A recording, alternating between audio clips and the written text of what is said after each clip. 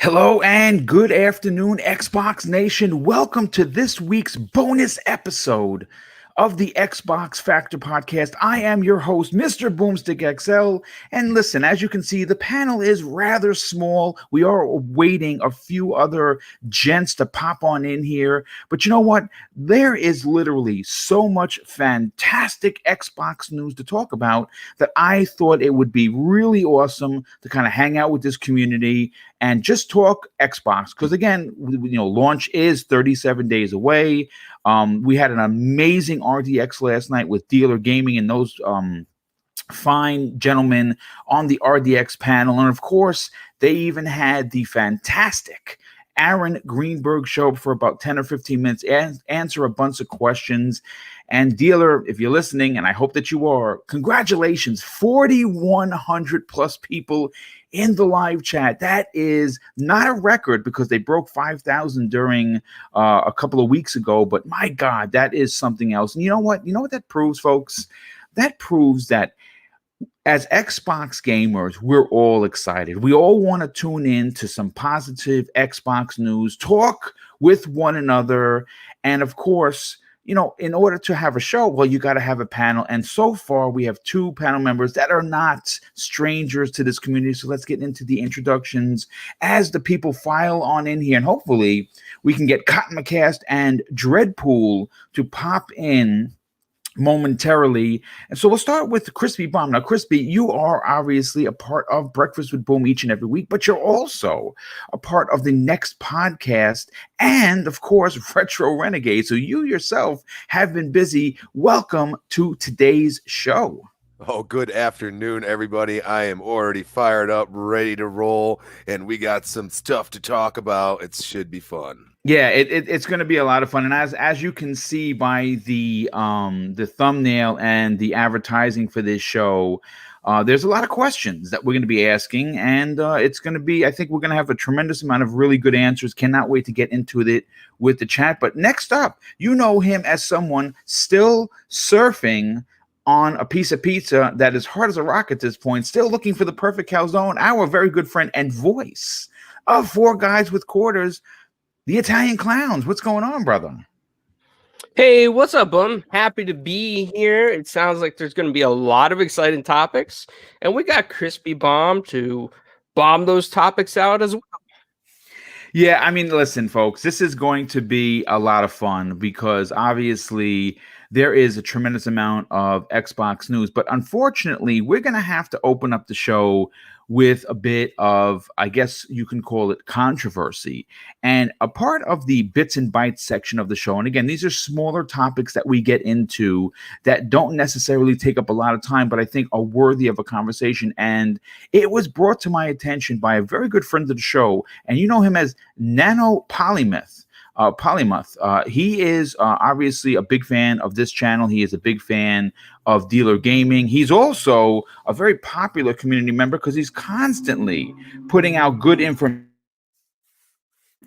And you know what? Hopefully he is here in the chat and listening. And the reason what we're going to talk about is the supposed overheating issue that has been blown out of proportion by many people, not only on social media, of course, because it is the internet, and they are always going to, I should say, stoke the flame, if you will, pun intended.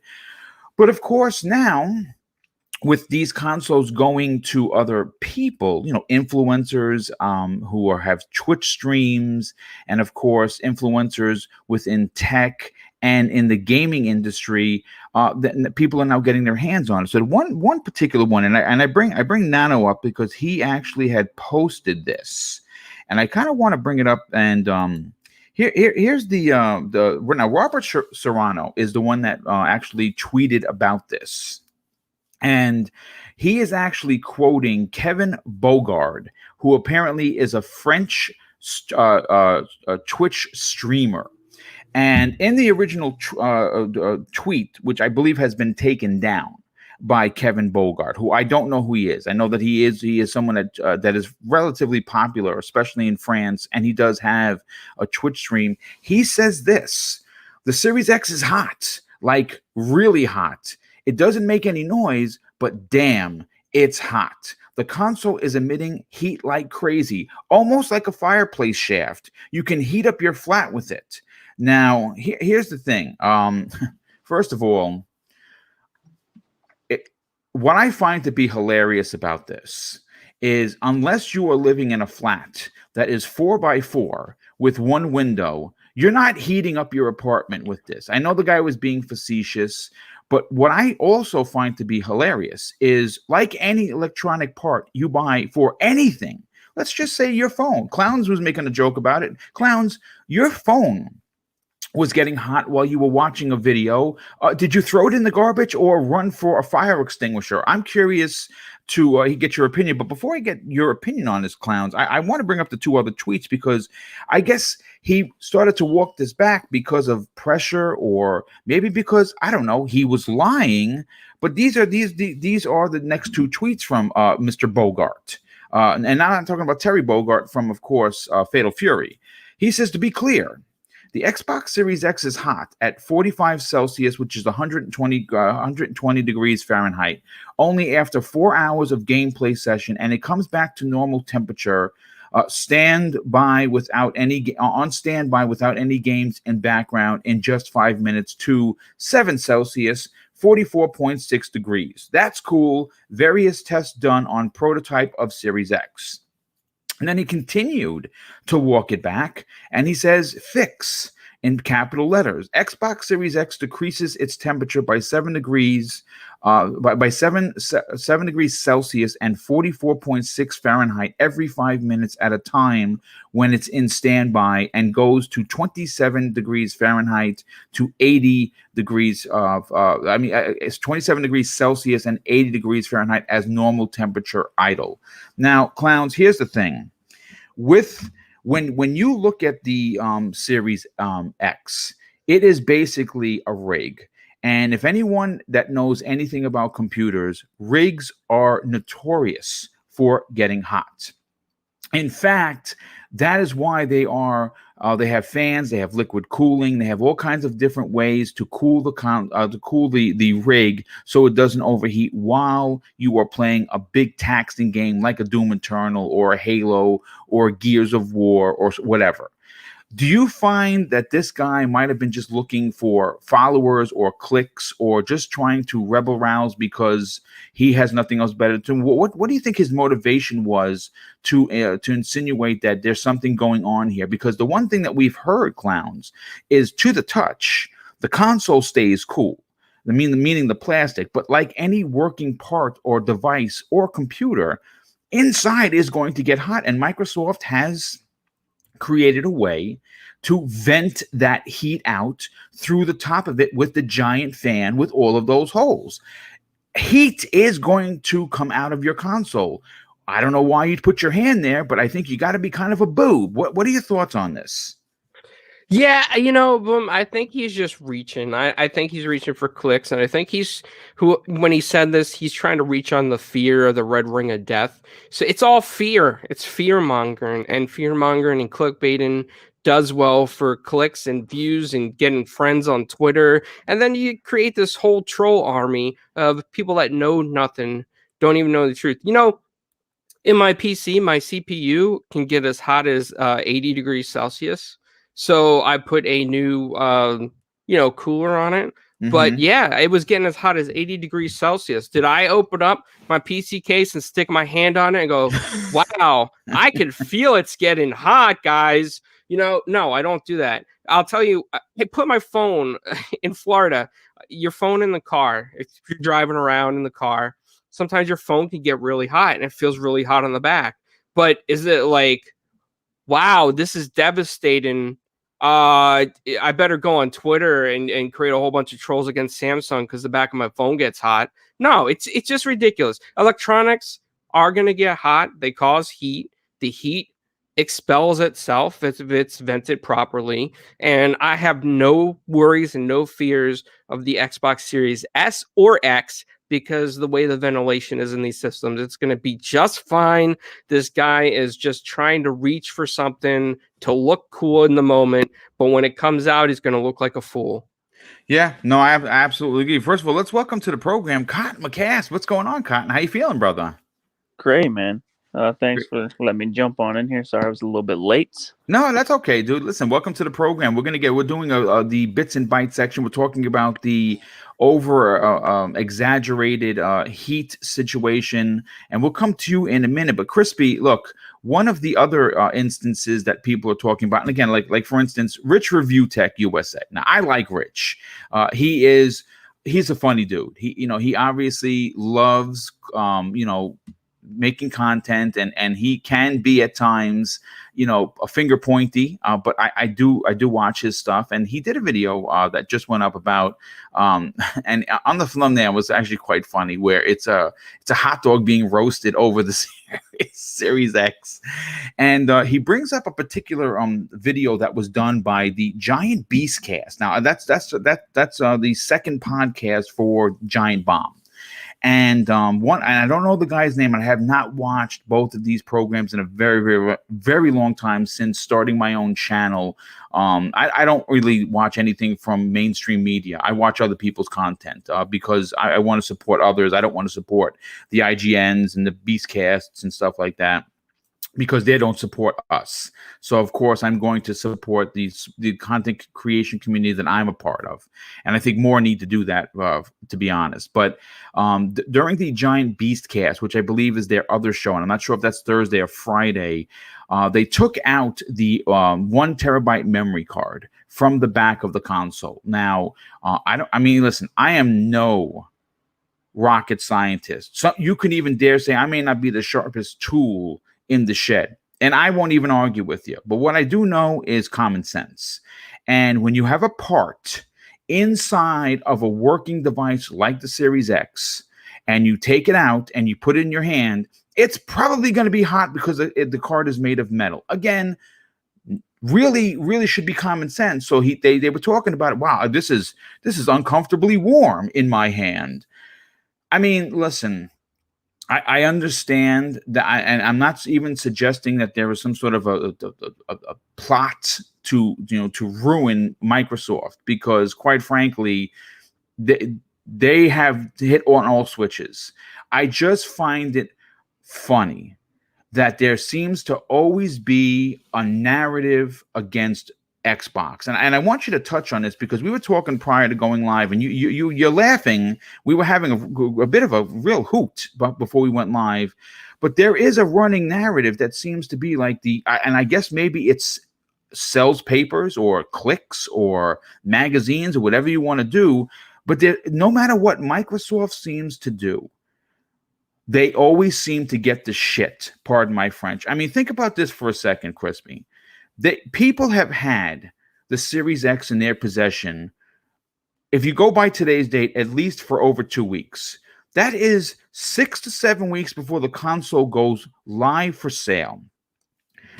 That has never been done before. And certainly, Sony has not even sent out PlayStation 5s to people like Greg Miller, right? People like Digital Foundry or Austin Evans to break down their own console. No, they put it up on Twitter on their blog, and they have it in a controlled environment. Now, granted, I watched some of it. I'm going to watch all of it. We're going to talk about it again and get our feelings out there for Friday's Breakfast with Boom, because this is obviously an Xbox show, so we're not going to talk about Sony right now. But I just find it odd that Microsoft is become so transparent and so forthcoming with everything with these consoles. It seems to me like it's never enough. First of all, answer that, but more importantly, what are your thoughts on the over exaggeration of the heat that seems to be the raging issue on social media? Oh, that good old goalpost gif, just move the goalpost. Yes, wait, it keeps running down the street. Yes. Yeah. So, and it actually reminds me of the gif with the squirrel reaching for the bird feeder. You know what I mean? Like, hey, let's just reach a little farther and see if we can get it. It's pretty ridiculous at this point. This is the problem. You got a lot of people that are PlayStation fans that have this console right now, and that's where they're reaching for any possible thing to make the PlayStation look good. That is the whole point. You have to see it through a glass house and say, don't throw stones because we don't even know what's going on the other side, and it's a big problem. And this is why, as media continues to run with these stupid narratives, I continue to not support them. And it's getting a little ridiculous that we're at the point where so many people have this console and they're stretching. They're stretching as far as they can to try to make this console look bad. So what it makes me think is the confidence that they have for doing that, for giving people like this, that console. And it's pretty incredible that, they were willing to do that, while on the other side, they're not doing much but making people come to them, which is kind of ridiculous. And I mean, this is where you're a fan of one or the other. And I have very little questions other than let's see some, next gen games on here. Which we know, which we're going to touch on a little bit, because they did confirm that, yes, that's coming. In fact, Aaron touched on that last night on RDX, and he said, yeah, we're doing things in a specific order, and we're going to get there before launch. Exactly, and that's what I feel. I feel that the confidence that they have in this product right now is incredible, and I think we're gonna see some great stuff. And I think some of these PlayStation guys are going to get even saltier and try to make up more stuff, and we just have to ignore it at this point. That's really where I'm at about it. Yeah, no, I and again, it is, folks. If you see and again, it's only a matter of time before we start seeing a lot of the mainstream media websites running with the, oh my God, this Series X is overheating. It's not overheating, as a matter of fact, and I think it was confirmed that some of the issues where the message would come up came about where they had the Series X in a closed cabinet, which is, wow. Like, why would you do that? I have no idea.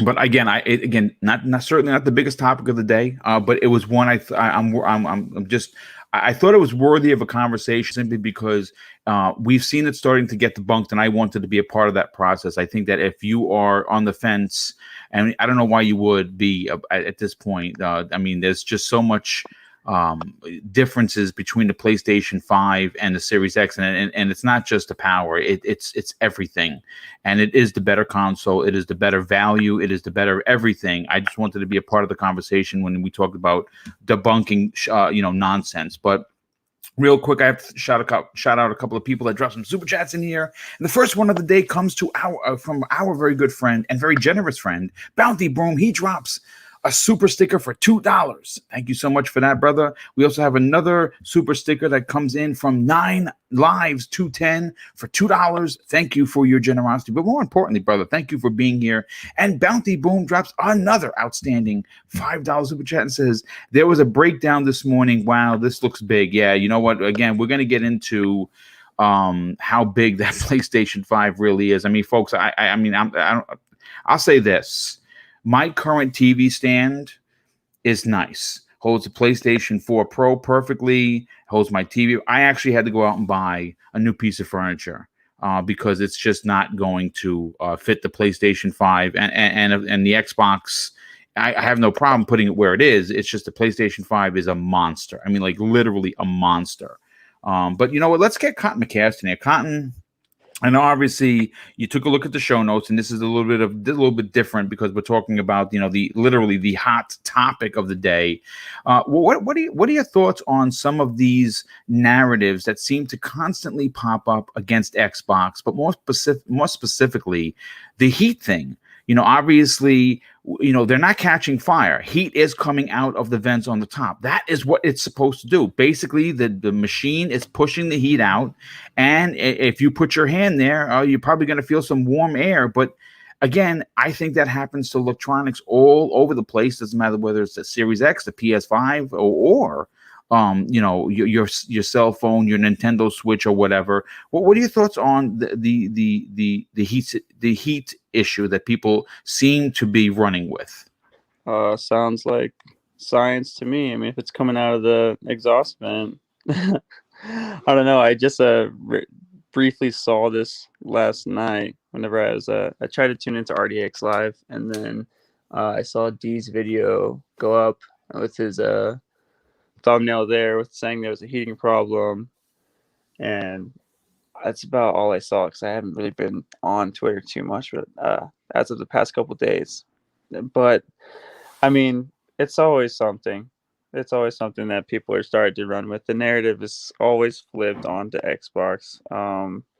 Like back, there used to be like real issues with this sort of thing, like with the 360 and whatnot. So it's an easy, hot like line to throw out there with like, oh, is this a potential red ring of death sort of thing, where like someone's gonna read this and be like, oh no, like I'm gonna wait a year or two to get an Xbox or a new, even when they were having the overheating stuff come out with the PlayStation 5, which obviously could be a totally different thing for either one, but it's just like one of those hotline topics that people can just go out there without anyone wanting to research as, oh, why is it overheating, or getting all technical about it. But if it's people enclosing them in little confined spaces, or it's just getting hot where it's pushing out hot air out of the ventilation on the top, the big fan, I don't see that as a problem. Like Clown said, I'm not living in Florida anymore, but I know how hot your electronics can get there sitting in the car. Even here in Denver, the sun, we're so close to the sun here. Leaving out your phone out on like a golf cart, if you're out golfing or anything, like getting hit by the sun, it gets so hot. Like things get hot that way, and they don't even overheat that way. And I don't know. Seems a little petty for someone to try to go onto Twitter like that and just try to throw Xbox or someone under the bus. But what can you expect with stuff like that these days? Even right now, my Xbox One gets kind of hot. Yeah, sure it does. Absolutely. It's all on all the ports, like all the air vents. I mean, the same with my PS4 Pro. Same with like anything electronics. That's how they work, man. Things are getting hot inside of there because they're working hard. So I wouldn't be surprised if things do get a little hot, but don't close it inside a little cabinet. That's not smart.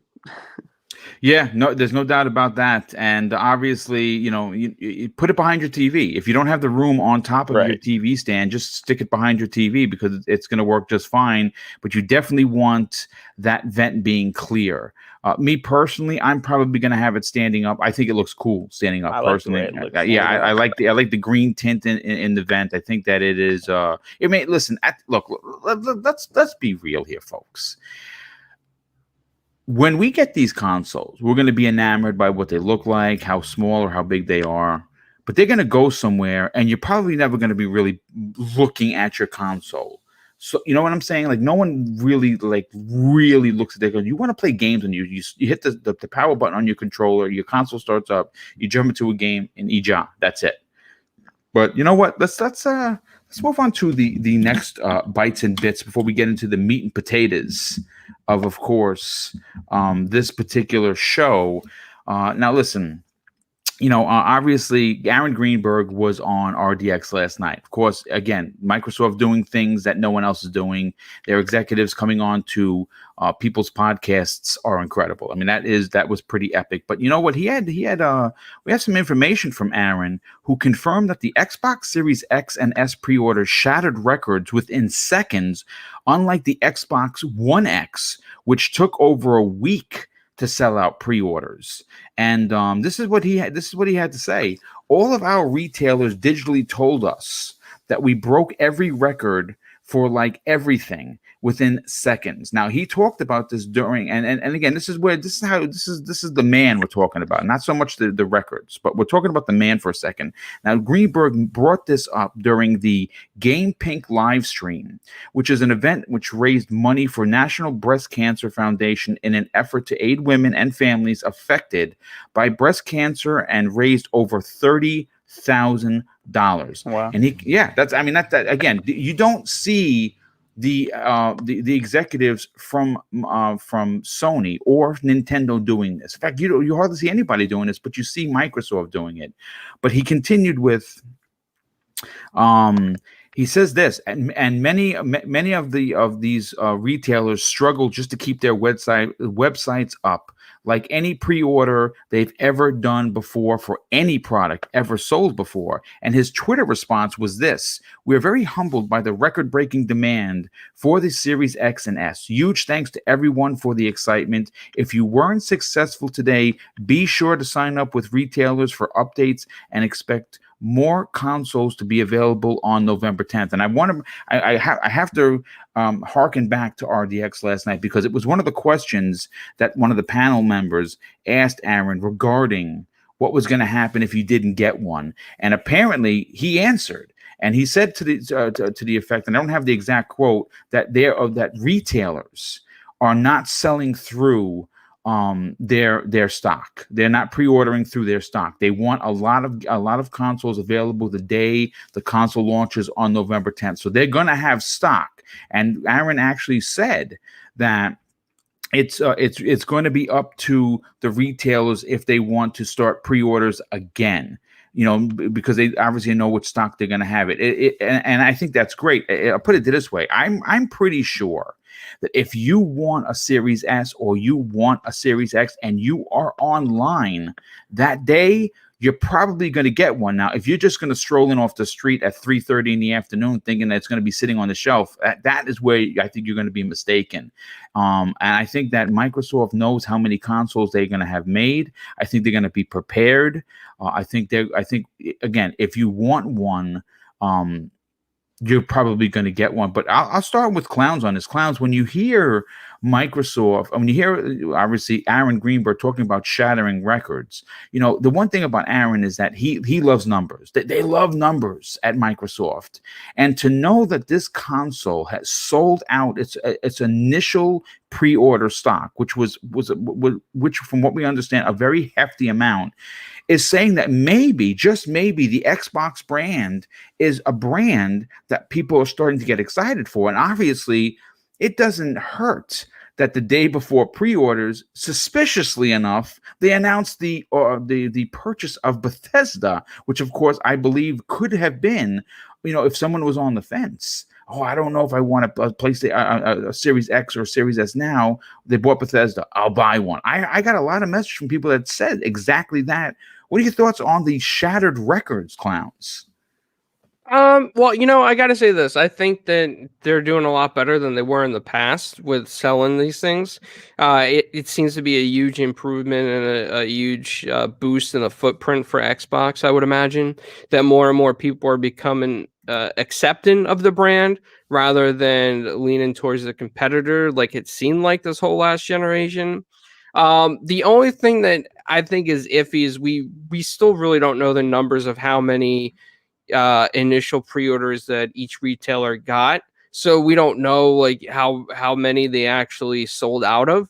And I have a lot of horror stories about GameStop. I'm going to be honest with you. So when Aaron says put your name on the list because more might be coming in, or the retailers could open up some of their other stock, for pre-order, I have a lot of doubts about GameStop doing that. And I'm worried on the very first day of retailers like GameStop, they're only going to put out so many units, and employees are going to scalp the rest, like has been happening here in the state of Florida, the poor, great state of Florida that's slowly sinking with no calzones. But I think, when it comes to retailers like Best Buy, I heard Best Buy had like tons of units in. The Xbox All Access program was a huge success. In fact, the program is so successful that Citizens Bank, the lender, couldn't keep up to even attach units to the credit lines they were opening. So Microsoft went ahead and started fixing that. So anybody listening right now, if you did Xbox All Access and you have an open credit line but no unit attached to it and you're really upset, contact the Microsoft store, DM them for help, and they'll actually help you get one pre-ordered under your Xbox All Access, because they did that for HR Bomber for Game Beyond the Box. He had issues and they fixed it. So you just got to reach out and it will be fixed. But the program was so successful, Boom, and it was so how do you say it? It was hit so fast on the Xbox All Access that they couldn't even keep up with units to attach to the credit line. So I mean, imagine that part, right? Because that's coming through like Citizens Bank, and that's probably coming through some of Microsoft stock. So I'm just amazed. I think that the opening for Xbox is going to be huge this generation, and I really hope that after the initial launch and the pre-orders are done, that a lot of retailers do have the stock on the shelves to fulfill the demand, so that people don't go home sad or disappointed. I was disappointed that a baby stole my Series X because my GameStop was crooked. Boom! It's true story. My GameStop manager allowed everybody before us to get 2 Xbox X's. Wow. And he wasn't supposed to do that, but he did it. And it's not Microsoft's fault; it's GameStop's fault. But nothing I can do. So for me, I really do need to trade in the One X to be able to upgrade right now, because it's just the way financial situation is. And so I'm just hoping that I'm going to be able to do that at GameStop within the first, at least the month that it launches, or I'm going to be extremely disappointed. And you might see me shed some tears on Twitter. I might be crying. Well, I'll say this. From what I understand, the $200 deal that is going through I believe it's through the end of November. So you're going to be able to take advantage should you trade your One X in for your Series X. I believe you're going to get one. I mean, obviously, if you're a customer of GameStop, hopefully you can get in there and you wait, because like me, I waited 3.5 hours. I didn't get an X initially. I was quite pissed. I'm not gonna lie. I did get an S though, and I did too. I swear I was gonna walk off the line, but I heard Mrs. Boomstick in my head, and she says, "Boom, don't cut off your nose to spite your face." So I got my S, and then live on the air that day when we were doing like the pre-order nightmare show, I got one. So I was very excited about that. So I got both coming, but yeah, I mean, listen, it's look, I don't want to sound like a fanboy, but I'm happy to see Microsoft with this kind of success, because obviously I enjoyed my Series X, my One X for almost the entire generation while it was out. I enjoyed my Xbox One. That's where I play all the time. I only use Nintendo and Sony for their exclusives. But I gotta be honest with you, when I hear stats like this, when I hear people that write to me all the time, my DM is always filled. I'm always getting messages on Xbox Live, or of course on the videos that I do, the shows that we do, people write in, and I've been getting more messages than not, people saying that, you know what, I was on the fence, but Microsoft convinced me that they have my best interest in mind. So I'm getting a Series X. I'm getting a Series S. And I'm very excited for Xbox fans, because we finally have something to really cheer about. But you know what? As we break another record for, again, this wasn't a very publicized show. We have 700 folks here in the chat, and we're only, I don't know, 30-something minutes into the show. Thank you so much for being here. We hope that you were enjoying the show. Let me catch up on some of the super chats before I bring Crispy Bomb in here. We have Effing Nuisance. Love the name, brother. He drops an outstanding $5 super chat and says, toxic Twitter idiots looking for clicks and retweets because they can't handle that the Xbox is the better system along with Game Pass. Indeed, well said. We also have John B. drops a very generous $5 super chat and says, the EXP SSD on the Xbox much better than the PlayStation 5. You have to remove the panel and plate. How many people are going to break clips taking it off?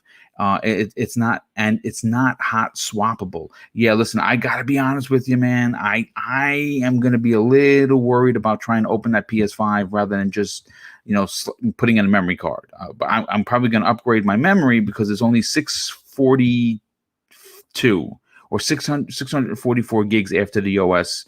Again, that's not official from Sony. That was taken off the internet. I believe it's 664 in regards to Microsoft's 802, which after the OS. So it's going to be interesting to see how many people do in fact break their clips. We also have Nightwolf 3186 drops a very generous $10 super chat. Wow, dude, thank you so much for your generosity. But more importantly, thanks for being here, Nightwolf. He says this, Greenberg's saying that it's up to the retailers if they want to pre-sell them. Kind of upsets me because I'm one who wants to pre-order physically, and I think some retailers might be holding back. These is not cool. Yeah, I mean, listen, it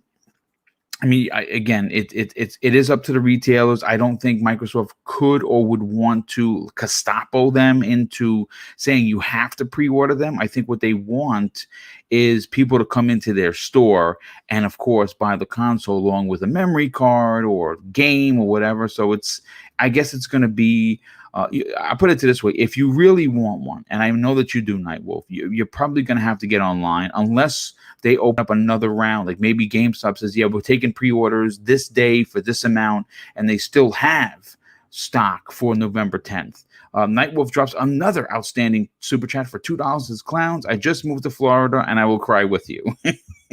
Yes. We also have a new channel member, Game Genie Prime. Hey, dude, thank you so much for becoming a member of Double Barrel Gaming.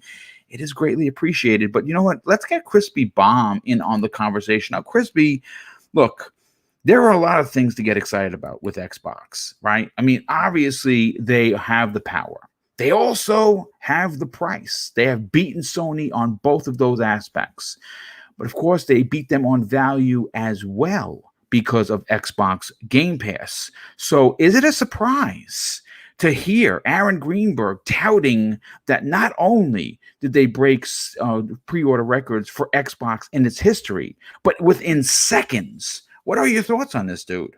Oh, it's insane. Like, and I was sitting at work and, I usually try to go through Amazon, Microsoft. So yeah, it wasn't happening. The sites were crashing so bad. I'm like, okay, well, I guess I'll just wait and hope for the best because, I can only sit there so long on my break and I'm like, oh, I got to go back. This sucks.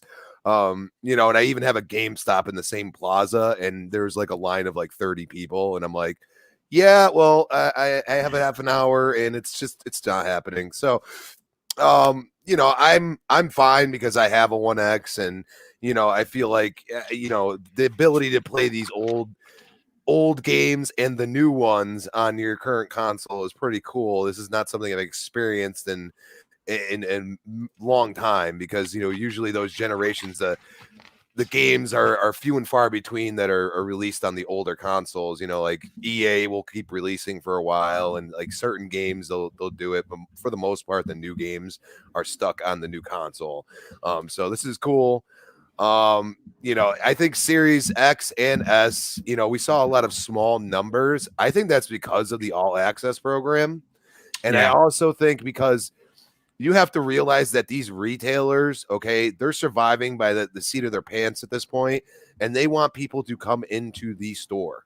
And this is so they can upsell you on other products that can involve that gaming console, for instance, a new TV or something like that. So I'm thinking that they're going to have some pretty large displays, at least on the Xbox side of things, because they want you in the store. They want you to, like, maybe you want to buy a physical game or even get a gift card or something like that. It's all there for you. So I definitely see, places like Best Buy and maybe not necessarily GameStop because obviously they have a certain amount of floor space, but I definitely think Best Buy is going to really kind of try to blow people away with the displays and, involving like TVs around it and, having demos and stuff like that. I think they're really going to go all out because they need people, they need that foot traffic in the store, and that will, get them more money in the back end with just other products, other accessories, stuff like that. So, I mean, I'm going to be taking the 10th off and maybe camping out because I really want one at launch.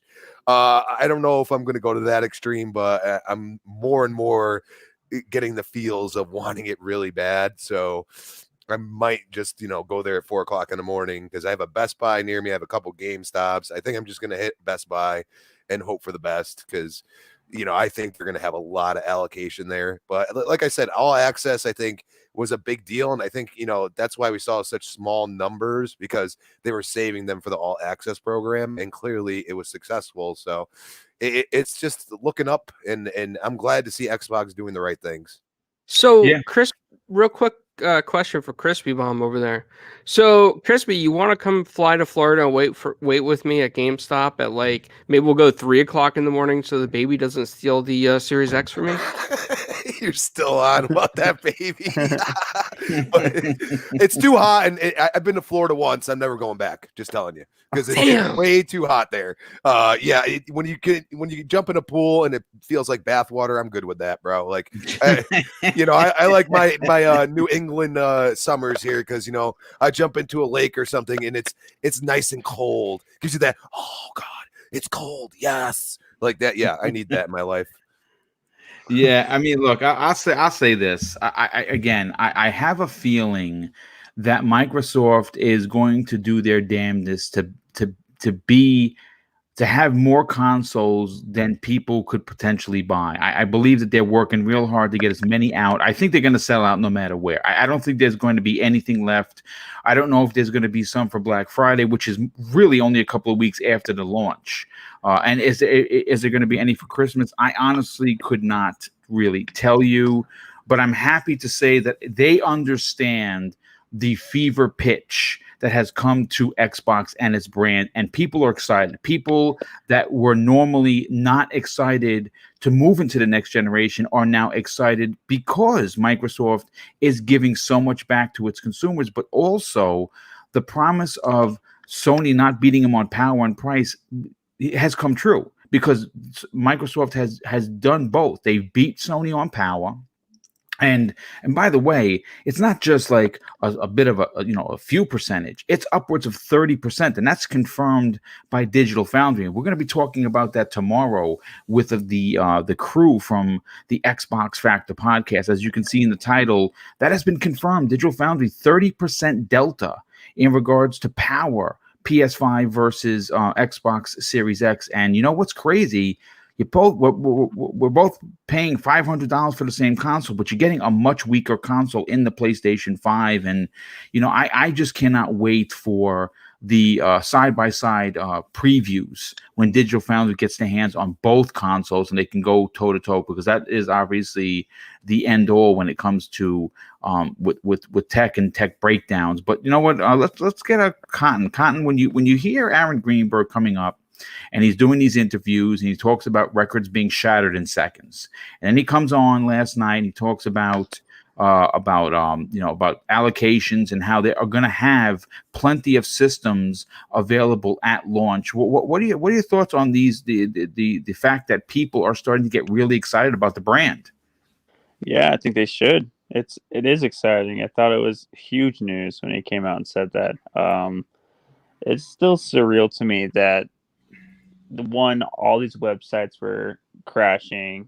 Like, I've never seen that sort of thing happen for pre-orders, except for with like an iPhone when it's dropping online and people are waiting to like pre-order their iPhone or something. I've not really seen people go out and line up outside of GameStops or Best Buys or anything like that a whole night before for just a pre-order. And I've done those sort of like midnight events for games and consoles since like Halo 2, since the 360 and the PS3 came out. I was there for all of those. People should get hyped up. It's right around the corner.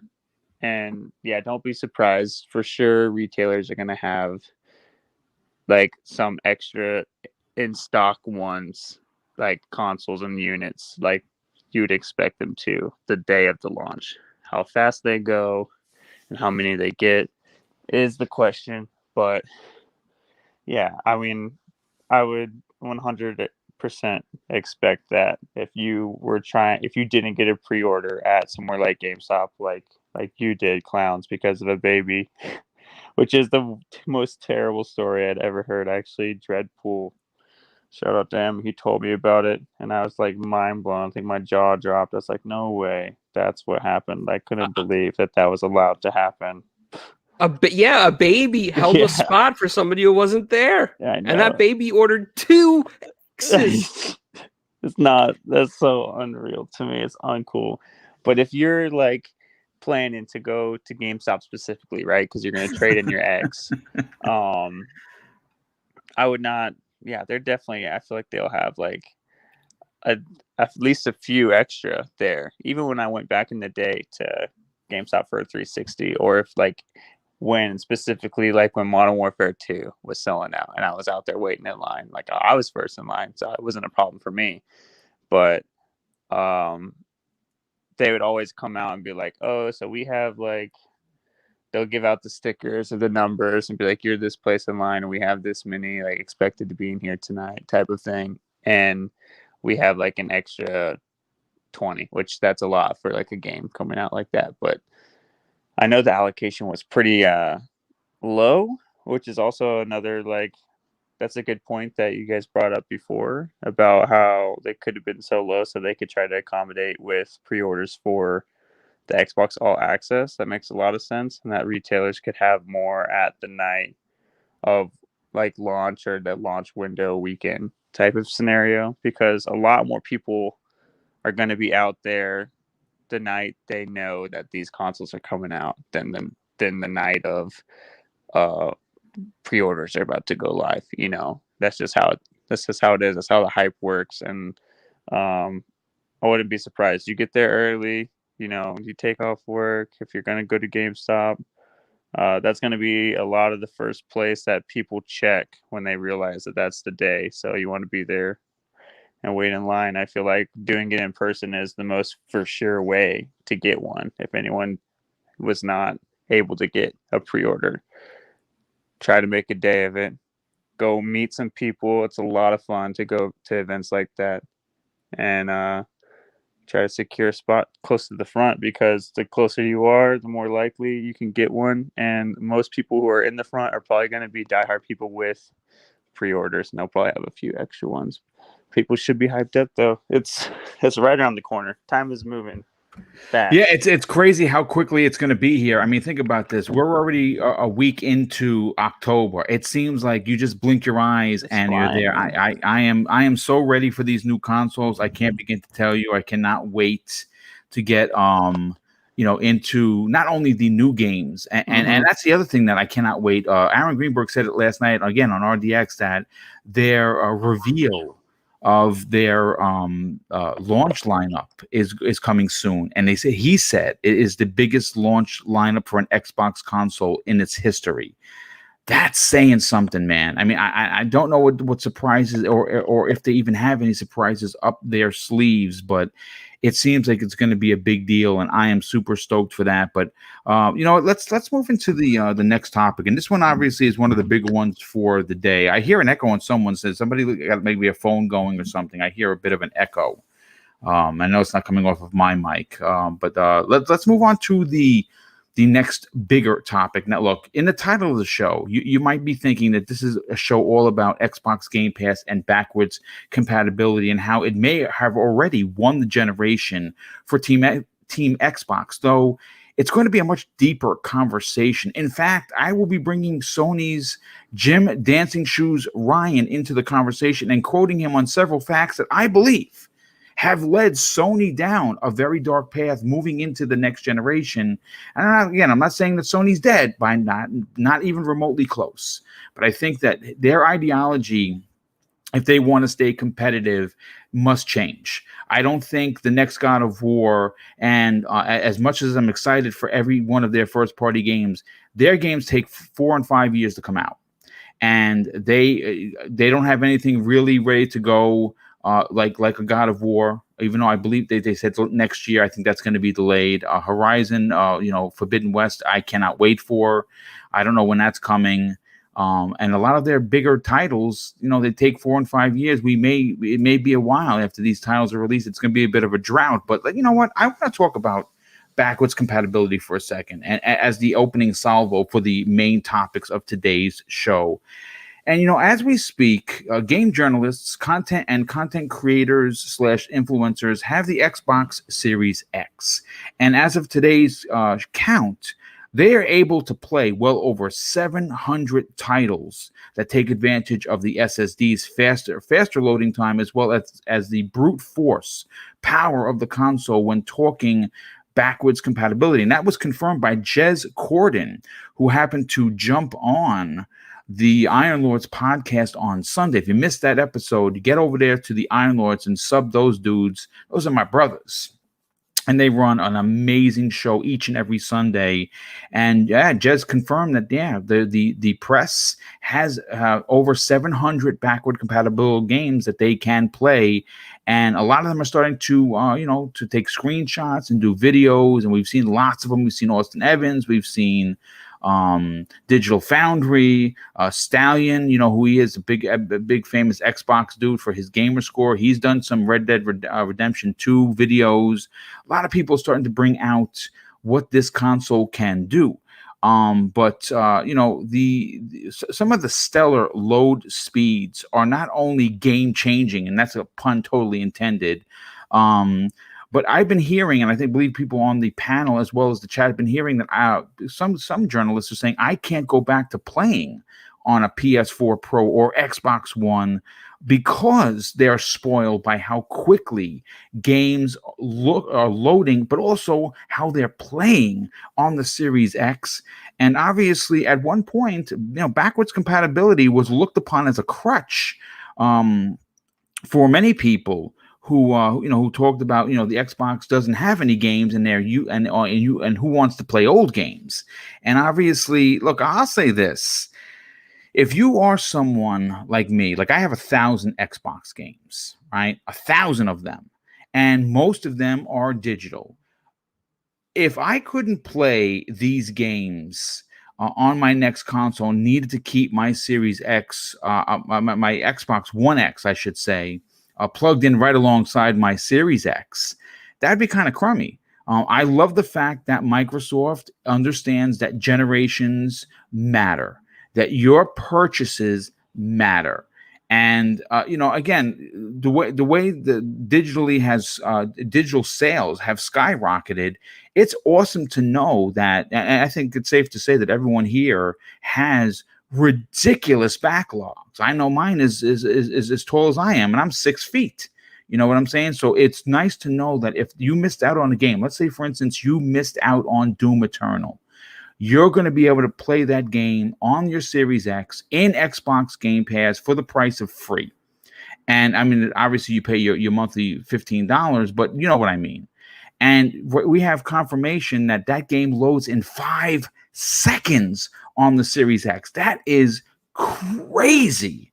5-second loading time and obviously if you've played the game, there's a bit of a load when it comes to, because the game is massive. It's a big old game.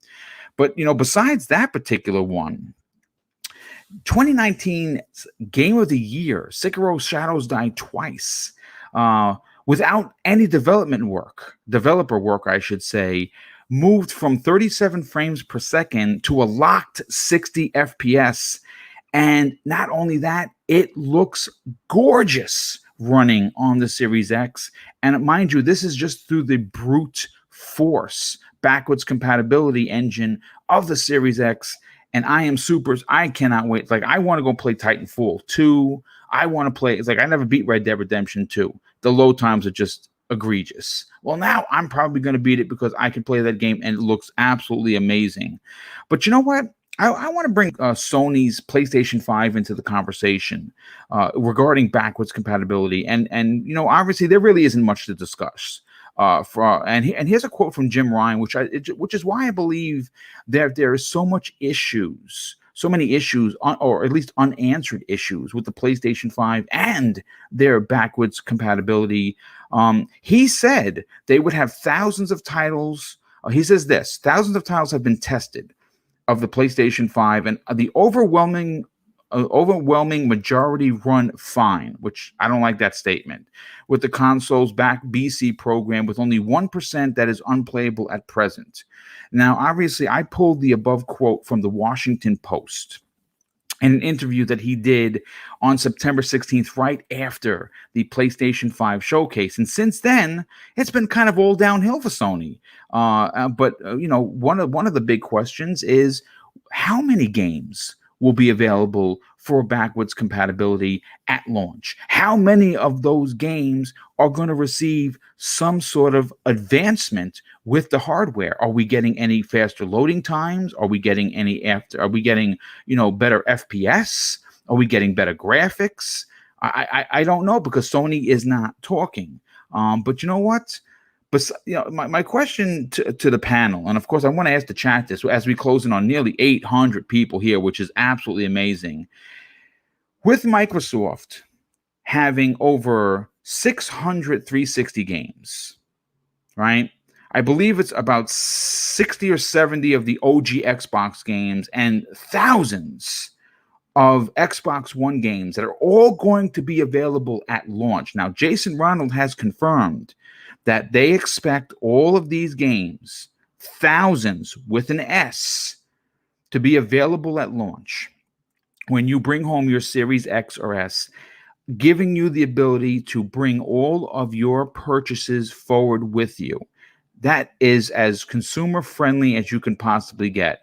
We still don't know what Sony is going to do because they're not talking, right? Which, and again, with 37 days to release of their console, the fact that we hardly know anything is tremendously concerning.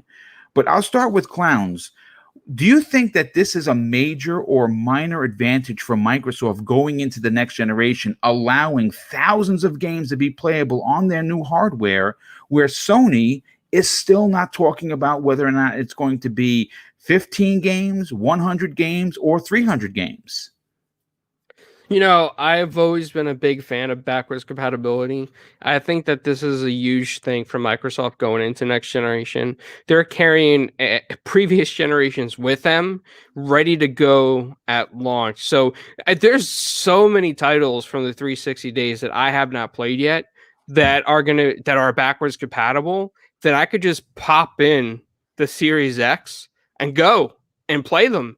There's no better time than now to start collecting some of these things on disc if you wanted them, because GameStop does fantastic sales and the buy two get two free. They sure do. Yeah, absolutely, on these old stuff. And if, let's say that you're somebody who likes to go digital, right, and you want to get rid of your shelves because you like to keep your house neat and nothing on your shelves, you can sell all your old backwards compatible games and then buy them digitally too. Those are options for you. So this is really huge for Xbox fans. We're going to have so much stuff to play as a fan that we're going to have to choose in our backlog what we want to accomplish first. There's so many great games coming out, first of all, along with this launch of the next generation of consoles. But just to look at that back library is like mind-blowing. Who else can say that they've done that for their fans? And all these people in the past that said backwards compatibility doesn't matter. That's bullcrap, because people play old games on Steam all the time. It certainly does matter, and it's going to make a difference for a lot of older gamers like yourself, Boom, like myself, guys like Wilmy. We all like to play stuff that has been out there for a while. It doesn't have to be new for us to play it. So yeah, this is mind-blowing. Nobody else can say that they've done this. And Microsoft is once again proving themselves to be in the favor of consumers and their fans. Yeah, listen, even if you are someone that, because it has been brought up in conversation with who plays old games. Well, Colt Eastwood went on a bit of a tear last night, which I got to applaud Colt for that. Because someone had said in the chat, who plays old games? Well, apparently millions of people play old games. And I don't consider a game old simply because it was released in 2018 or it was released in 2000. If I didn't get a chance to play that game, it's going to be a new experience to me. And if I purchased that game, whether it be on disc, whether it be on digital, I, as a consumer, would love the ability to pop that disc in. Now, Crispy, someone equated yesterday, it's like old movies, right? Like who watches old movies? Well, maybe because I'm 50, I watch old movies. But if I wanted to go and watch Aliens, one of my favorite films, or Big Trouble in Little China, and you're telling me that I can't because it's an old movie, I would be pissed. but I can watch that movie whenever I want because I own the disc or I own it digitally. That's the same principle when you talk about That's a backwards great point. compatibility. Yeah, I mean, how about this? If you look at my playlist, now again, I'm 50, right? But I go from 90s hip hop, which is one of my favorite eras for that kind of music. I love 90s hip hop, right?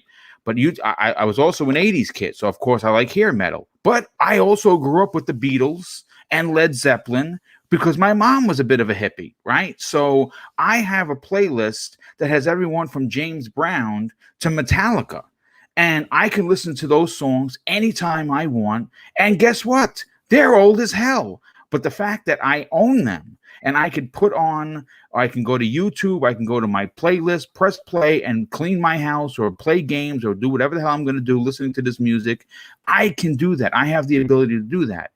Microsoft, one of the most transparent and consumer-friendly developers / publishers in gaming today, has told you that if you go out and you buy yourself a Series S and you buy yourself a Series X, guess what?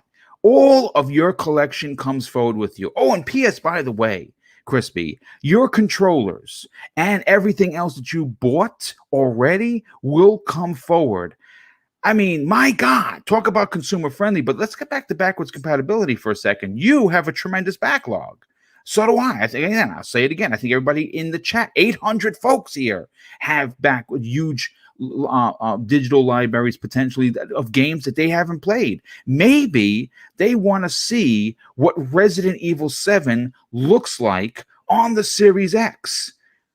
I don't, you know what I'm saying? But they can't do that. Obviously, 2017 Game of the Year for me. What are your thoughts on the fact that Sony isn't talking, but Microsoft is basically foaming at the mouth, telling you that yes, every game you own, you'll be able to play at launch. Well, personally, I think Sony is playing a big game and they're trying to, get more money. They don't have a service like Game Pass. Game Pass with just 15 million, which I think is probably close to 20 million right now. I have it on good authority that it is, but they just announced 15. Yeah, so just do the math. Okay, we're talking billions of dollars they make every month. All right. It's pretty incredible that we get these games day and day, especially their exclusives. We just never had an experience like this.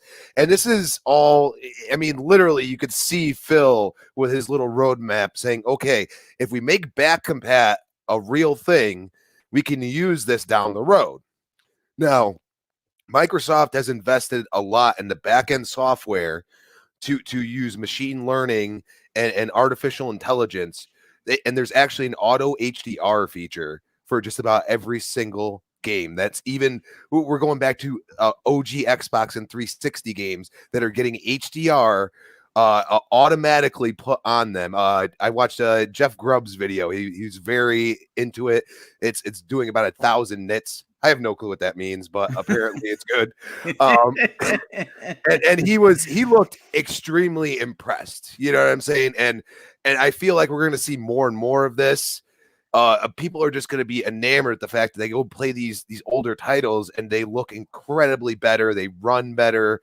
And this is all done without the developer involved. This is insane. Yes. I have never seen anything like this. Like usually you'd go to your 360 and you go play a original Xbox game hypothetically, and it would look the same as the original Xbox. And I think that's kind of where PlayStation's having an issue right now, is they're touting these older games and they're saying, oh, they're going to be there and this and that, but they don't know how to do the back end stuff. They literally have to go and redevelop some of these games. So then you go and see the remasters and stuff like that. So, I'm sure they're gonna release some with that collection and whatever else they're gonna do, because they like to put new names to old things, and all they're gonna do is say, okay, well, certain games that we know we could sell again, we're gonna remaster, like Demon Souls, for example. It's one of those things that you have to be pro-consumer to your wallet, your own wallet. You have to think with your wallet. And I'm just happy that, my library, like imagine if I couldn't play Doom Eternal on the Series X, I would be upset. But not only that, how good is that going to look? And how good is it going to run? Like, that's what I'm excited about. Because I mean that game's like it's like, oh, I'll get through a level after an hour and a half, and then I'd be like, yep, no, you beat that out of me, and time to go to something else. And that's like that's the way I play games. Like I'm not gonna get upset. I'm not gonna throw my controller. I'm just gonna go to the other game. You got features like quick resume, other such things. I mean, what they are doing is giving you a full-on ecosystem experience, and you only have to pay $15 a month to get the full Monty, at least on the actual console side of things. So I think it's an incredible investment they've made, and you know R&D does matter, and this is where Microsoft with R&D, they are very good at it, and they will continue to push generations and consoles and gaming forward now. And I just hope they never jump too far ahead like in 2013. They jumped too far ahead and people got upset. I think they're right where they need to be right now, and I'm really excited for the future of gaming.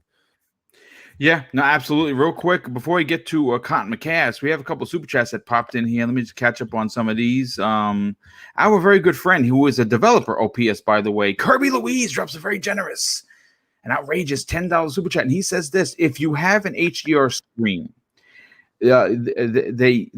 then you need to watch the Kevin Kenson and Jeff Grubb Auto HDR videos. Use Chromium Edge to watch the YouTube videos in HDR. Machine learning is like magic for computers. And this is coming off someone who actually develops who's a developer. So that's a big deal. Masshole. Masshole 1977 drops an outstanding $2 super chat. Yes, rest in peace, Eddie Van Halen. If you didn't know, Eddie Van Halen passed away yesterday, and he lost his fight to throat cancer. His son made the announcement. And of course, a rock legend for absolutely sure. He definitely is going to be missed. So obviously, rest in peace, Eddie Van Halen. Thank you for that shout out. And of course, the super chat. Kay Asante, our very good friend of the show and a very generous friend at that, says this after dropping a $5 super chat. Folks need to stop interviewing for Sony marketing. PS4 has amazing games. PS gamers should demand better instead of letting their libraries die. Extremely fantastic point. John B drops an additional very generous $5 super chat, and he says this: I wished Xbox followed through with the disc to digital program. Hopefully they will think about it actually doing it. Yeah, I like the idea, but man, that's hard. I don't know how they would pull that off, and on who would offer it and how many stores would be involved. I mean, obviously, if it's in Game Pass, you're going to be able to play it digitally. And if you're buying a Series S, you're going to actually have to play digitally. But that's why I'm going to own an X. That's why I'm going to own a PlayStation 5 with the disc drive, because I am not painting myself into a corner. I don't have a ton of discs for Xbox, but I do have a lot for the PlayStation 4 and PlayStation VR, and that's why I'm buying the disc version of that console. But Cotton, closing out this particular topic, I'm just interested to know that do you feel Microsoft has an advantage? It actually holds a major advantage, for that matter, over Sony, who has been very coy about their backwards compatibility and exactly what that looks like and means on their console? Or do you believe that it's just a minor advantage? Absolutely, it's a major advantage, man. Nostalgia is unrivaled. People love to watch old movies. I've been doing it all weekend. It feels like the weekend. I've been doing it since I've had a couple days off, playing old games. Yeah, speaking of Eddie Van Halen, rest in peace. As soon as I got the word yesterday, I was playing Guitar Hero Van Halen all day yesterday. Whether it's that or even when I got home from my trip to Florida, I was playing 1080 spin on the N64, and I was playing Mario Tennis. Like, from super old school games to games that are being remade, like Mafia, been playing through that. Look at how well even remake games have done, like Mafia or like Tony Hawk. People love to play old games, whether they're redone or not, and the fact that they have the technology to upscale all these games that are coming forward, like how they said Fusion Frenzy is going to be full HDR. You know, like, which is crazy because that it's- game came out in 2001. yeah. And I went to my friend's house, who's largely a PlayStation PC guy, and he had his original Xbox One. I convinced him. He got Game Pass because he's like, wait, I can play Fusion Frenzy right now. I was like, yeah. So we all 4-player couch split screen played Fusion Frenzy. And a lot of people, like, there's so many games. Like, it's such a big deal, dude. I don't know the argument that people say playing who plays old games, but I feel like the majority of people I know, especially a lot of casual gamers, do. Whether you're someone who's just going to be playing Warzone day in and day out, or a new Call of Duty, like, everyone has that game they grew up playing with, where they have that nostalgia of all the people they met online, like their golden days of playing Halo 3 online with their friends, custom games, or anything. And it's great because we're in an era where we have a bunch of new games coming, but the fact that you can have thousands of original Xbox and 360 and Xbox One games readily available to you, it's unprecedented. And no one else does it the way they've done it.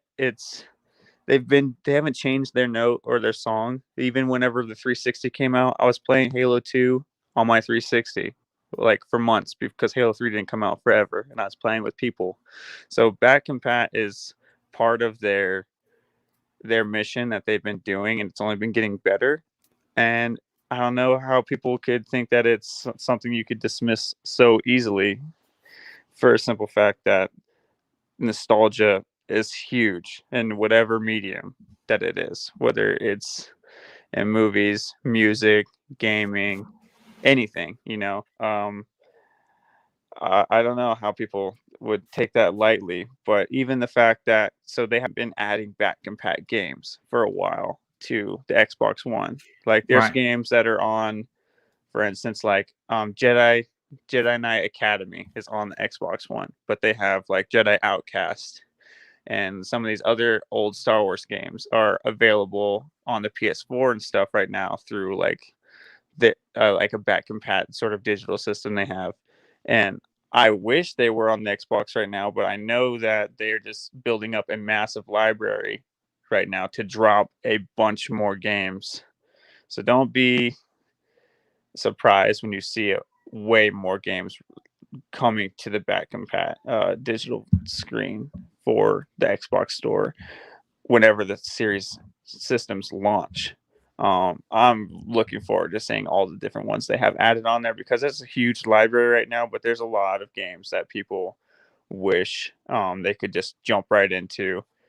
And there's going to be a bunch, and there's going to be new games coming out all the time, and remakes and remasters, and you're going to be able to play pretty much whatever you want. I feel like it's going to be amazing. I don't think it's something people should take lightly, because once it's like super well known by like just the masses, like how vast of a library it is, and I feel like it's going to continue to grow more just for the fact that they have closed it down for now. I feel like they're just going to bombard us with like all of these games that like people have been, oh, where's this game? Why isn't this on here yet? You know, like they only have all certain ones, but people should be ready, because there's a lot of games I wish were on the list right now that haven't been, but it's always been growing since they started doing it with the 360 back in the day. And I don't know, man, it's a big deal.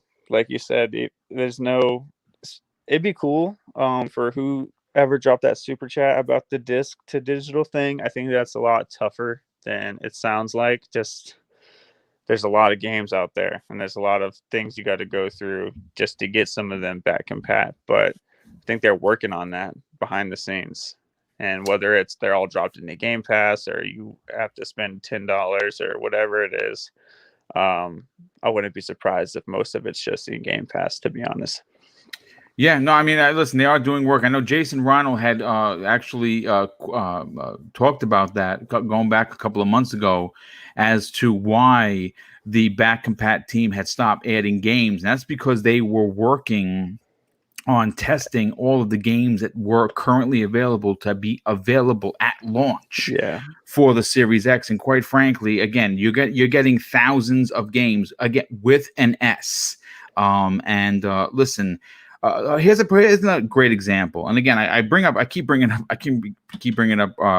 Dealers RDX. Again, not that he needs my help because the guy is closing in on 100,000 subs, but he during the interview or during the show, he had Fight Night playing in the background. My God, that game looked absolutely astoundingly good.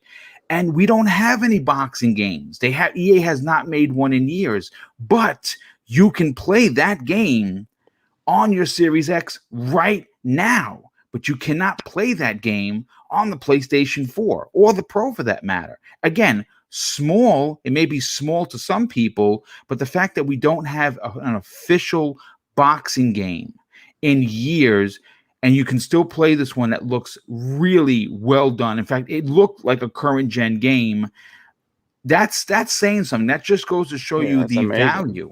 That shows you the value of course, backwards compatibility. But I want to move on to the next topic. And this one is, again, another beefy one. But before I do, let me just catch up with some of the super chats. First of all, Eagles fan 76, a very good friend and generous friend of the show, drops an outstanding $2 super chat and says, boom, what are your plans for launch week for shows? Well, I'll tell you this. What I am attempting to do is I'm probably going to be doing live shows the entire week. Prime time is going to be big. That's going to be the lead up until the launch of the Series X and S. And of course, we're going to probably do some sort of a show, my first 24 hours with the series. With both consoles. I'm going to get people on the panel that want to talk about their experiences with it. And then, of course, I'm going to do my first 24 hours with the PlayStation 5. And I'll probably have Mr. Badbit be a part of that, and potentially BitCloud, and try and get a few other people that are also going to be owning the PlayStation 5, or if they can find a PlayStation 5. And of course, the regular shows like, the Xbox Factor podcast on Thursday and Breakfast with Boom. That week is going to be exhausting. But I'm also very excited to push myself to the limits of doing, doing 5 consecutive days of 2+ hour streams, and maybe even an extra one in there on that particular Monday afternoon. We'll see, but it's going to be a lot of live content. Thanks so much for the question, but more importantly, thanks for being there, brother. We also had a massive super chat come in from Jeremis Acosta. Thank you so much for that, for being here, Jeremis, but also for the outstanding, my God, $25 super chat. He says this: I love the channel, love anything gaming. You've earned this new sub. It is truly hard to find an Xbox channel so dedicated to great guests and intelligent conversations / opinions. Here's to continued success, my friend. Wow, dude, that is freaking awesome of you to say. Trust me when I tell you, the super chat is greatly appreciated, but the kind words are worth even more to me. Thank you for that. And a very good, generous friend of the show, Crazy Greek Dude, is here. He is our resident cook. Thanks for being here, brother. He says, after dropping a $2 super chat, don't forget the save files for BC Games follow. Yes, indeed, they certainly do. All of your saves for backwards compatibility are carried forward. Something else that is tremendously big. But let's get into let's talk about Xbox Game Pass for a second. And I got to be honest with you. I think that this is the core reason why I believe, this is just my opinion, why I believe Sony is stuck behind the 8 ball going into next generation. Now, obviously, besides the sticker shock that most PlayStation gamers saw, and I'm one of them, where Sony raised their first-party prices to $70. Now, folks, let's do some simple math here, and I can tell you this from firsthand experience, because not only do I have a PlayStation 5 pre-ordered and paid for, I have every peripheral paid for except for the headphones. That one I missed out on. I'm gonna see if I can get that launched. That's the only thing I missed. But I also have 5 games. Now, I got one from Amazon, which is Sackboy, which, again, people are going to laugh at me. I like platformers, dude. I'm an old dude. I grew up on platformers, so I'm excited to play that. But I also have Demon Souls and the $70 edition of Miles Morales. I have Godfall. I have the Racer paid for. And guess what? When I had to plunk down $70 per game, it freaking hurt because it's $75 plus per game. Ouch, man. Ouch. That hurts. And listen, the biggest problem that I have with Sony, and again, folks, this has come from someone that has everything pre-ordered. My biggest problem with Sony is they refuse to embrace the Game Pass ideology, putting the player first. And they could put, if they decide to do this, first and second party games into their service. And I'll say this, as of this show, Sony's digital service, PS Now, they only have 2.2 million subscribers, as opposed to potentially 20 million subscribers on Xbox Game Pass. And here's another little fact that no one talks about. Did you guys know that the PS Now program launched 3 full years before Xbox Game Pass in 2014? Did you guys know that? And as of this show, and it's 2020, the last time I checked my watch, they only have 2.2 million subscribers. Well, that says something to me. To me, it says epic fail. Maybe you need to do better. But listen, I pulled an interview from Jim Ryan, which he had with GameIndustry.biz directly after the September 16th PlayStation 5 reveal event. And he says this, and I quote, "For us, having a catalog of games is not something that defines a platform," which I believe was a direct shot at Microsoft. He says, "Our pitch, as if you've heard, being facetious, is new games equals great games." And he says this: we had this conversation before, and we're not going to go down the road of putting new releases and new titles into a subscription model. These games cost many millions of dollars, well over $100 million to develop. We just don't see that as it being sustainable for PlayStation. And he continues, "We want to make these games bigger and bigger, and hopefully at some stage more persistent. I'm sorry. So putting those into a subscription model on day one for us does not make any sense. For others, it's a different situation. It might well make sense, but for us, it doesn't. We want to expand and grow our existing ecosystem, and putting new games into a subscription model just doesn't sit with that plan." Look, here's the thing, okay?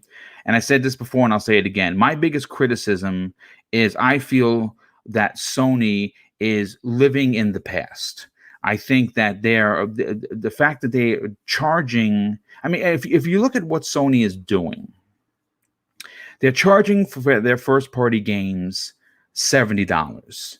Now, this blindsided the industry because Microsoft is not charging for $70. In fact, they asked that of Aaron Greenberg, and he says right now games are $60. And even a game like Halo Infinite is still $60, and that is probably 12 to 14 months out of development, listed at $60. So they shock the fan base at 70, and they're charging for upgrades, unlike, of course, just moving a game over with a smart delivery. There are a lot of things that Sony is doing that is old school. It's old. It's an old way of thinking. Console sales matter. Sure, they matter, but so does your fan base. Giving back to your fan base matters, and trying potentially to make it more economically friendly, considering the world that we're living in.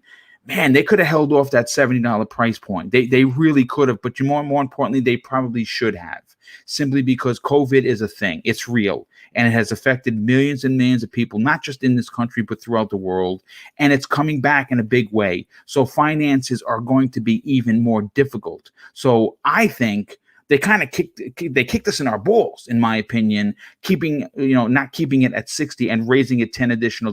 They didn't have to do that, but you know why they did it? Because they're trying to make the money back that they're losing on every console sold, and that goes for both the physical edition and the digital edition of the PlayStation 5. So here's my question to the chat. More importantly, we have 800 people here, so thank you for hanging out with us. But this is my big question to the panel.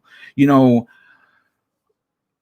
clowns, with Xbox Game Pass and 20 million subscribers, it obviously proves that it's a service model that works.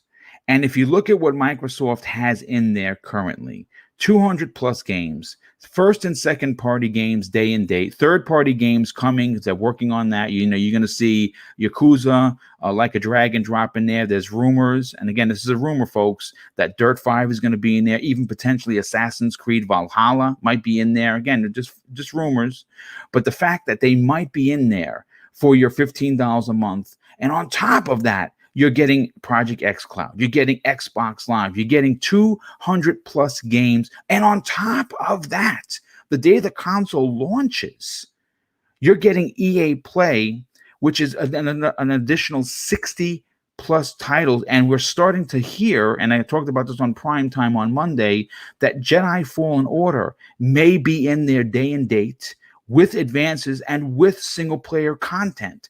This is a big deal. This is I think Sony's reluctance to look to the future has put them behind the 8 ball. What are your thoughts on their small-minded business plan?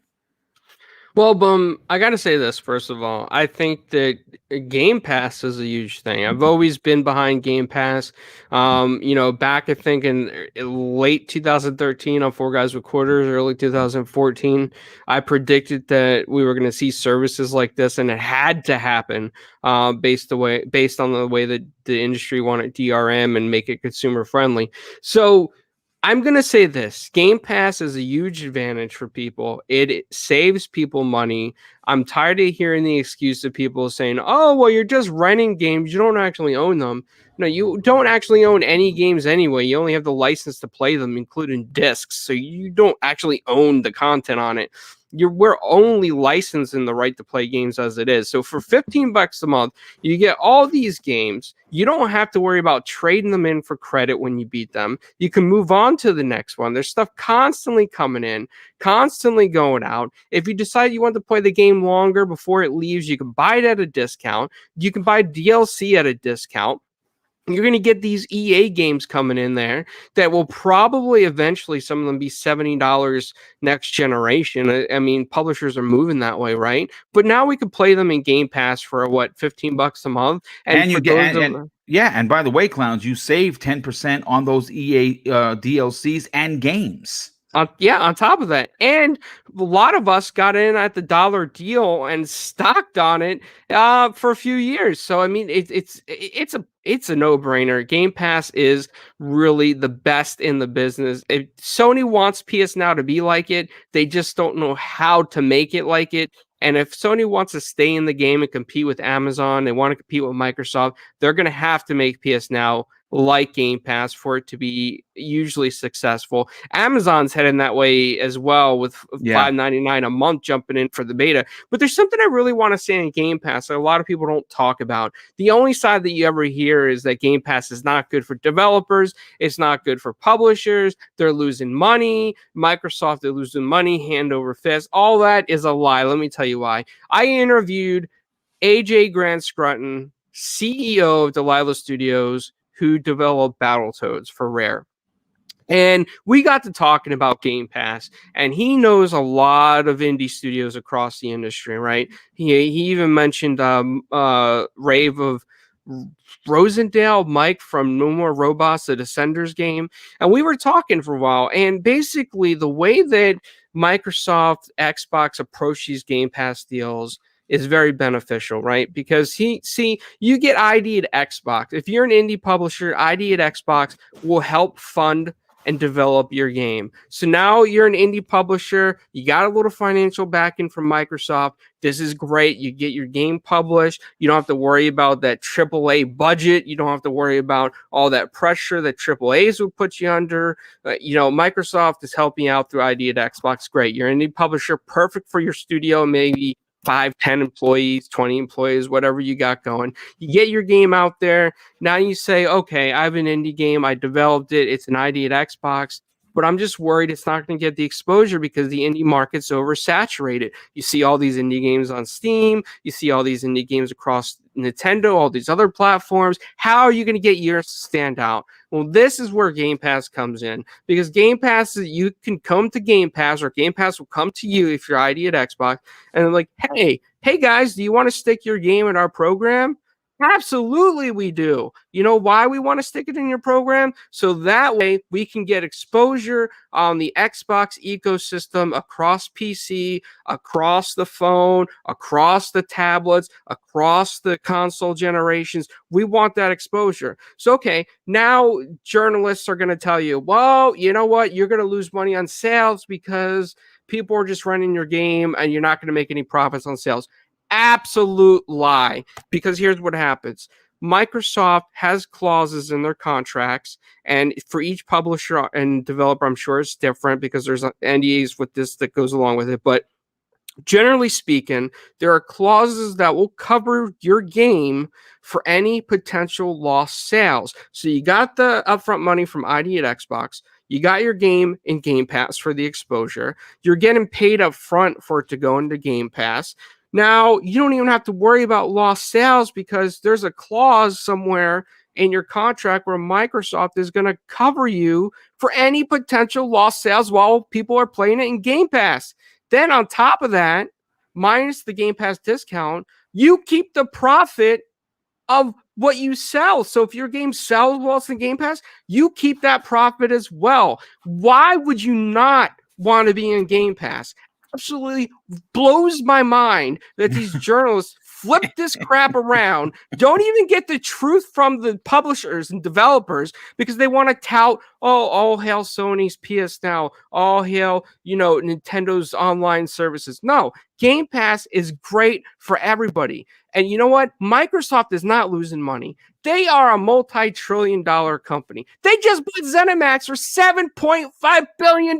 You think they're losing money on Game Pass? They could probably afford to pay Game Pass for like the next, 70 years without taking a profit that makes so much money hand over fist. They're not worried about it. It's a benefit to everybody. If it benefits you and it benefits the publishers, who cares how much Microsoft makes off Game Pass? It's working for Microsoft. It's getting people in the ecosystem. It's giving value to play in the cloud if you choose the cloud. It's giving value to play in the console if you choose the console. It's giving value to play in the PC if you choose the PC. It's valuable to you for $15 a month. You get all this. You don't even have to worry about how much the publishers make because it's all taken care of by Microsoft. They handled it all. You don't have to feel bad and be like, oh, I'm skimping indie developers. They're not making money. You know what? I bet you they make more money in Game Pass than they do on the Steam deals and the Nintendo deals and the PS Plus deals. I bet you Microsoft covers their books better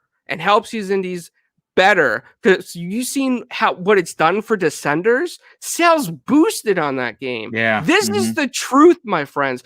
I've spoken to devs and interviewed them on Game Pass, and I actually got more coming on Four Guys with Quarters to interview about Game Pass. This is the truth. I am telling you the truth. Don't believe all those fake clickbait lies. Boom. I just had to get excited about this and put this out here on your show. I'm glad you did. Is 100% the fact right here. Listen, what truth, brother? What were you going to say there, Crispy? I said, speak your truth, brother. Oh, yes. Absolutely. Listen, absolutely speak your truth for sure.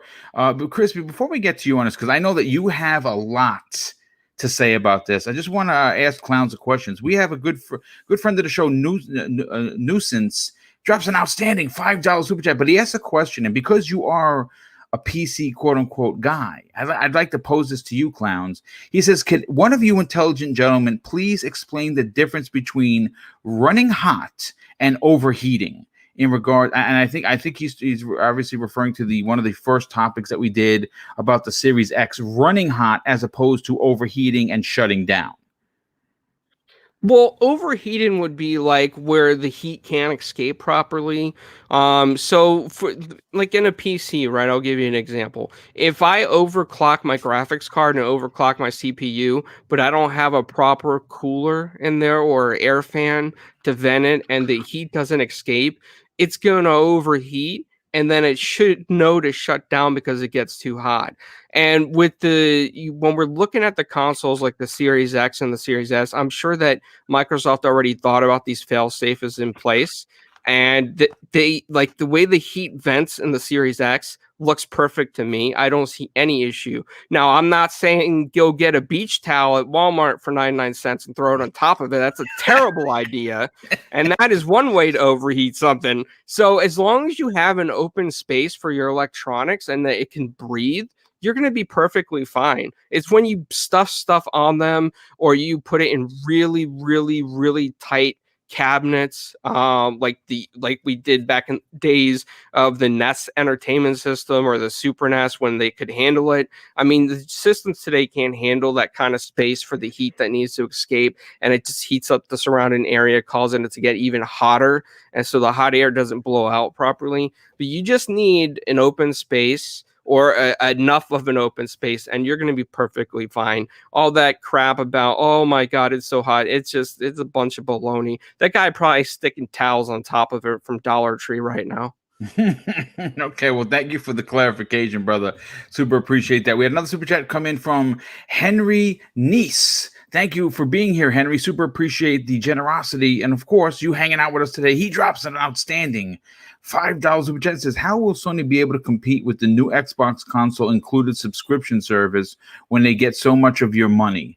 I think Sony needs to change, especially if they're looking to be for the player. I mean, that's their tagline. Sony's for the player. Well, apparently not, because Jim Ryan is not going to have it. And again, if they did have a service that was like Game Pass, that games went in their dang date, I'd sign up in a second. In a second. PS Now is just not for me because it's not the service I want. But Crispy, getting back to the topic at hand, I think there are a lot of reasons why Microsoft has already won this generation, and you can challenge me on that, and I'll debate it with anybody.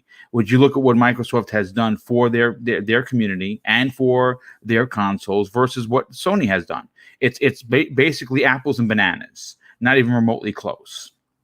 And when you look at what they're doing with backwards compatibility, when you look at the power delta difference of 30% for the same price, when you look at the price at $299 for their digital edition versus Sony's $399 digital edition. Now, granted, that particular versus you give the PlayStation, give them a nod, because basically it's the same console. It's just without the drive.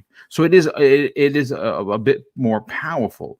But with that 30% delta, the PlayStation 5 is probably going to be a 1440p 60 FPS box.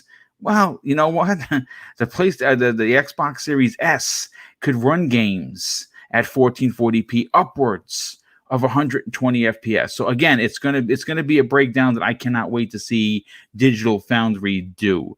But when you look at what they have done right in the tech aspects, and you look what they're doing right about bringing the games forward for your entire digital or physical collection, and then you throw Xbox Game Pass into the conversation, it appears Sony may be left at the altar wondering what the H happened, because they do not want to change their ways. I don't understand how they can't see that after since their service launched in 2014, they only have 2.2 million subscribers. When you look at Xbox Game Pass, which launched in the summer of 2017 and now has close to 20 million subs, there is a tremendous difference. Obviously, it's working for Microsoft, and it's going to do them tremendous amount of work in the next generation. Do you think Sony is behind the 8 ball with this old way of thinking? Absolutely. And I'm only going to say this because, being a manager in a retail department, when the big guys come down and they have conversations with us, they say embrace change. Okay. Because, number one, things change, times change. You more than ever as a consumer need to look at your wallet, especially in the times we're in. Now, maybe Xbox didn't have the foresight necessarily of what was going to happen, but because they are being so pro-consumer that it becomes relevant now more than ever. For example, I have never played more different genres of games in my life since I've gotten Game Pass. Yeah. I really I beat Untitled Goose Game. Like I'm still like, and now the co-op is out there, and I'm like, me and my girl will sit there dying laughing for hours. Like, you know what I mean? Like, that's what's going to happen. Now I can go and do that whenever I feel like. You know, like this one day, you know, she's like, I don't feel like playing Mortal Kombat. Okay, well, let's try this out. And then we're just sitting there dying, and then all of a sudden, you know, 1 hour turns into 5, and we're like, oh, we just beat the game. You know what I mean? Like that's the whole point. Like, and then, you know, like me saving that money, I can go and put a light in her eye and you know, get her Crash Bandicoot 4 real quick. You know what I mean? Because I'm not worried about it. Like, I have the games I love on Game Pass already, like Gears 5, you know, and I bought MK11 for multiple people actually, because I saved that money that you know, my first love is Gears. And if I just have that game, I'm fine. And I've done that, you know, in the 360 generation. I literally had points in times where I was using my downstairs neighbor's internet, and the only thing I would play is Gears 3 because that's all I had. And I was fine with that. But now I don't even have to worry about that. I literally just need internet and Game Pass, and I'm occupied. And it's a beautiful thing. Just to go off what Clown said, these indie developers have such a huge opportunity in Game Pass at this point. You look at these one developer games like Falconeer, for example, that look incredible, and you know that Xbox helped, you know, push that game to its best possible thing. And it's just a beautiful thing that you're going to get an experience that you may not have had in years, or if ever, especially if you're a little younger, and you get to have that, and you get to play it when you want to. You know, maybe at first you're kind of reluctant, and then you have friends playing it and this and that. Like, a lot of people say Gears is dead and this and that. Well, guess what? I have met more people when it's been on Game Pass, and I have more friends now that play Gears religiously than I ever have. So shame on you, because I watched Gears almost die with Judgment, and I hate that narrative, because Game Pass really has made my experience better. I don't care if they're making money. I don't care if they're selling it. Obviously they're doing something right, because you keep updating all these games. Okay, something is making money, or they wouldn't be touching them no more. And the beauty of it is that you get to play these back compat and these old games, and they still have servers up, and they have auto HDR, and they have better frames per second. I mean, imagine if you couldn't go back and play Halo. How would you feel? I don't think you'd like it. You know what I mean? And now you get a new remastered version on the Master Chief Collection. Oh, and by the way, you get all the way up to Reach as well in one single IP, one single game. That's crazy. And this is what Xbox is doing. They are inadvertently thinking about your wallet, even though they're making money off of it. Yeah. They're $1 trillion company. Sony is not. I'm concerned for Sony, because you see a juggernaut like Amazon come in there, and Amazon has the servers. Amazon is going to compete. I would almost guarantee it. And they're going to compete, and you might see them buy up some studios real soon, because Amazon don't mess around. I'm just saying. I'm an Amazon Prime member, and that is a great service. It's fantastic. My wife and I have it. It's amazing. I literally order things all the time, and I don't have to pay for any shipping. That is amazing. I usually get it in one day. I mean, that's crazy. Like, I'm ordering my toilet paper off there now. I'm ordering all kinds of stuff, and it's all cheaper than even Walmart can do. So don't mess around when Amazon's sitting there. You have your exclusives, Sony. You need to use them properly now, because you can't be charging people almost $100. It feels like you're $25 away from $100 per game. You got to do something, because people just don't have the money right now. I mean, yes, you got your Sony flag flyers, just like me, if I didn't have to have Game Pass. But guess what? I got Game Pass. I ain't worried about it. All those games are coming day and date. Hey, Anybody not play Doom Eternal? If you got Game Pass, go ahead and play it. Yeah, no, absolutely. And that's a great point. Real quick, Kay Asante drops another very generous $5 super chat. And he says this: let it not be said that we all have this negativity for PlayStation. The removable side panels are awesome. I cannot wait for the Pope to make magic. Yeah, listen, I saw that, and I think that's fantastic. You can take off those panels.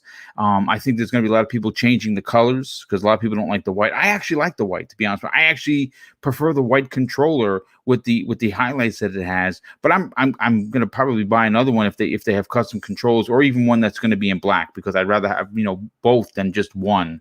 And you know something, it is going to be interesting to see what people do in regards to designing these side panels for the PlayStation 5. But Cotton, getting back to the Xbox Game Pass conversation, there is obviously a lot to get excited about, and I say that because and I'm going to pose this question to you, and if you want to tackle, do you feel Sony's behind the eight ball? I'll let you do that. But my question to you first is this: Aaron Greenberg confirmed that very soon, he said very soon, we're going to learn the launch lineup.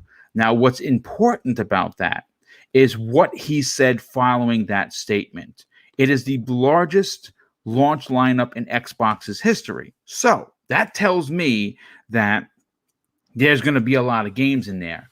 What's impressive, what's exciting, and what is, again, for the player, using Sony's own tagline against them, is that every one of those games that are going to be first and second and potentially third-party partnered games from Microsoft are probably going to be an Xbox Game Pass. So you could potentially come home with your console, whether you buy the $300 one or the $500 one, because each box is going to have Game Pass. Now, whether that's a month or the rumored 3 months, I don't know. We'll know in a couple of weeks.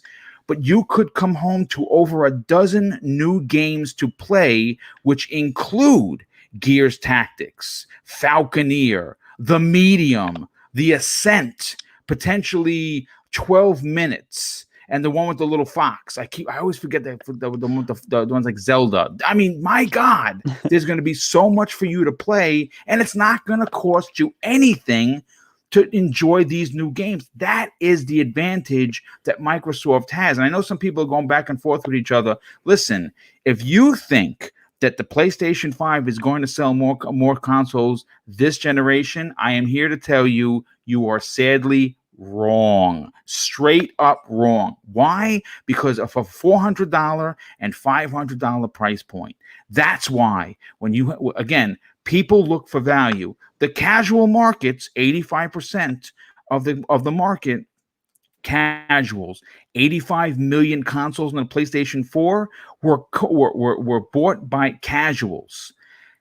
Expect those same casuals to look at Microsoft for value, especially in the world that we are currently living in. I can get this console for $300 and have over 300 games to play. I'm gonna pick Xbox. Trust me when I tell you, they are going to move over the same way they moved from 360 to PS4. They're going to move from PS4 to Xbox Series S because of the value proposition. But what are your thoughts on what I just said there, Cotton? It's true. I know there's a lot of back and forth right now, just online, even a little bit here in the chat. But the thing is, Microsoft is making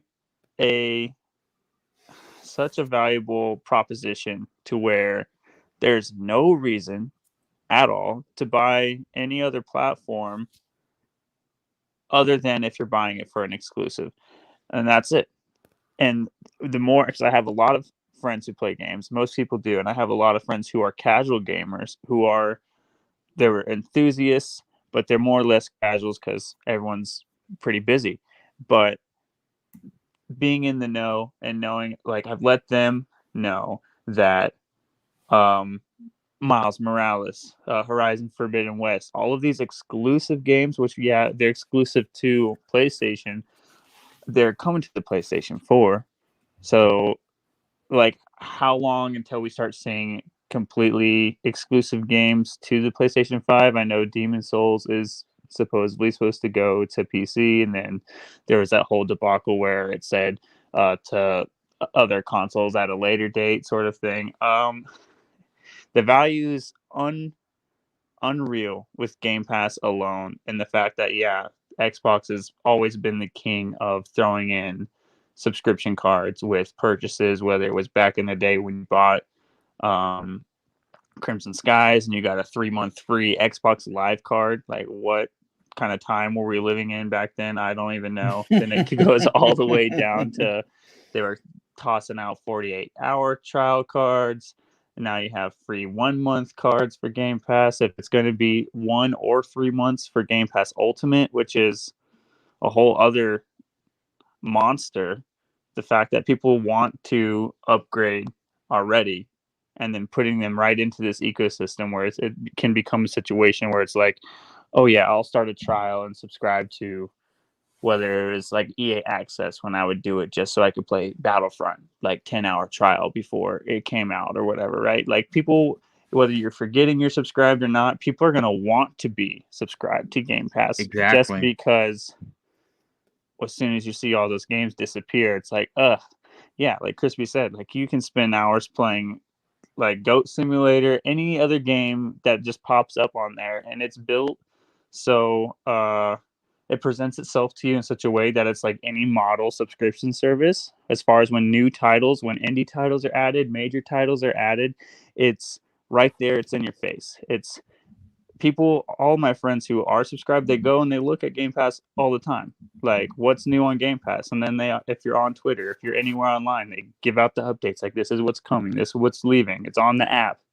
It's just like when you get onto a Netflix or an HBO Max or a Disney Plus, where it's this model subscription service and it says new on Game Pass, and you see all of these things. If you want to play them, go for it. If you don't, not everyone's King David and is going to go out there and play every single indie game. But the thing is there's diamonds in the rough in there. There's a lot of content in there. It's such a major deal. I do think Sony's a little behind the 8 ball just because they've had I know that you can do some sort of streaming to your phone with the PS Now sort of thing, but that's levels behind the Game Pass streaming, xCloud streaming. That Game Pass, the xCloud streaming is a whole nother beast. Even today, when I tell some people about it, if I find someone I haven't told about it, that like, oh no, yeah, you can pull out your phone and soon it will be on iPhone. They're working with things like that. People are reporting that it's on TV, smart TVs and stuff I've seen online. We've talked about that for over a year, where we know and we feel like it's just a matter of time before it's everywhere. Being able to access Game Pass without a console that blows my mind to this day. And I've done it multiple times on my phone at work. And people, every time they see it, they're like, wait, what? Is that? It's like, it's crazy, dude. And then you have, the launch lineup is going to be crazy. I remember waiting in line back, was it like 2005 to get the 360 from Walmart at midnight because they ran out of, I don't know if there was any babies taking my spots or not at GameStop, or but clowns. I got there. Get them if they are. I was at GameStop and they're like, look, we got like 15 and you're like number 16, so you got to go somewhere else. Luckily I went right over to Walmart and they had 20 and I was 19th in line, and I was like, okay, I'm getting the 360 Pro. I need the hard drive. The 60 gig hard drive is going to make or break my whole experience. But they had games like Call of Duty 2. I'm trying to think. They had Cameo. They had Peter Jackson. Oh, dude, they had an amazing launch lineup, dude. So yeah, it was great. I think Amp 3 was in there. Most Wanted was one of the still the best. Oh, one of my favorite dude. Need for Speeds ever. Yes. Yeah, they had that on there. I know they had Tony Hawk's American Wasteland in there, which is, I feel, an underrated Tony Hawk. Anyways, that launch lineup was crazy. This is only going to get better. The fact I've just only been able to watch people play Gears Tactics. I'm chomping at the bit. Yes. I'm chomping at the bit to play Gears Tactics on the next gen. And I know it just went gold today. We had Cyberpunk just gone gold. All these games, like whether it's on the day one launch, where you have all of these thousands of backwards compatible games, and then you're going to have all these new games, and then Game Pass is there's rumors of all these other games like major titles coming into Game Pass. It's unreal, honestly. I don't know what else to say about what a proposition it is for Game Pass. It's good for everyone. Clowns laid that out for you. I've never even heard so much like trash talk about a subscription service where it's so pro consumer. I don't remember even back. I was young, but I would go to GameStop, not even GameStop, Blockbuster, Hollywood Video, and rent games like it was no tomorrow. Like I'd rent the same game. Owning games was never a point of contention when it came to enjoying the medium or getting your chance to experience that when it comes out. It's unbelievable to me. Even with services like GameFly or when Redbox had games for $1, like at launch.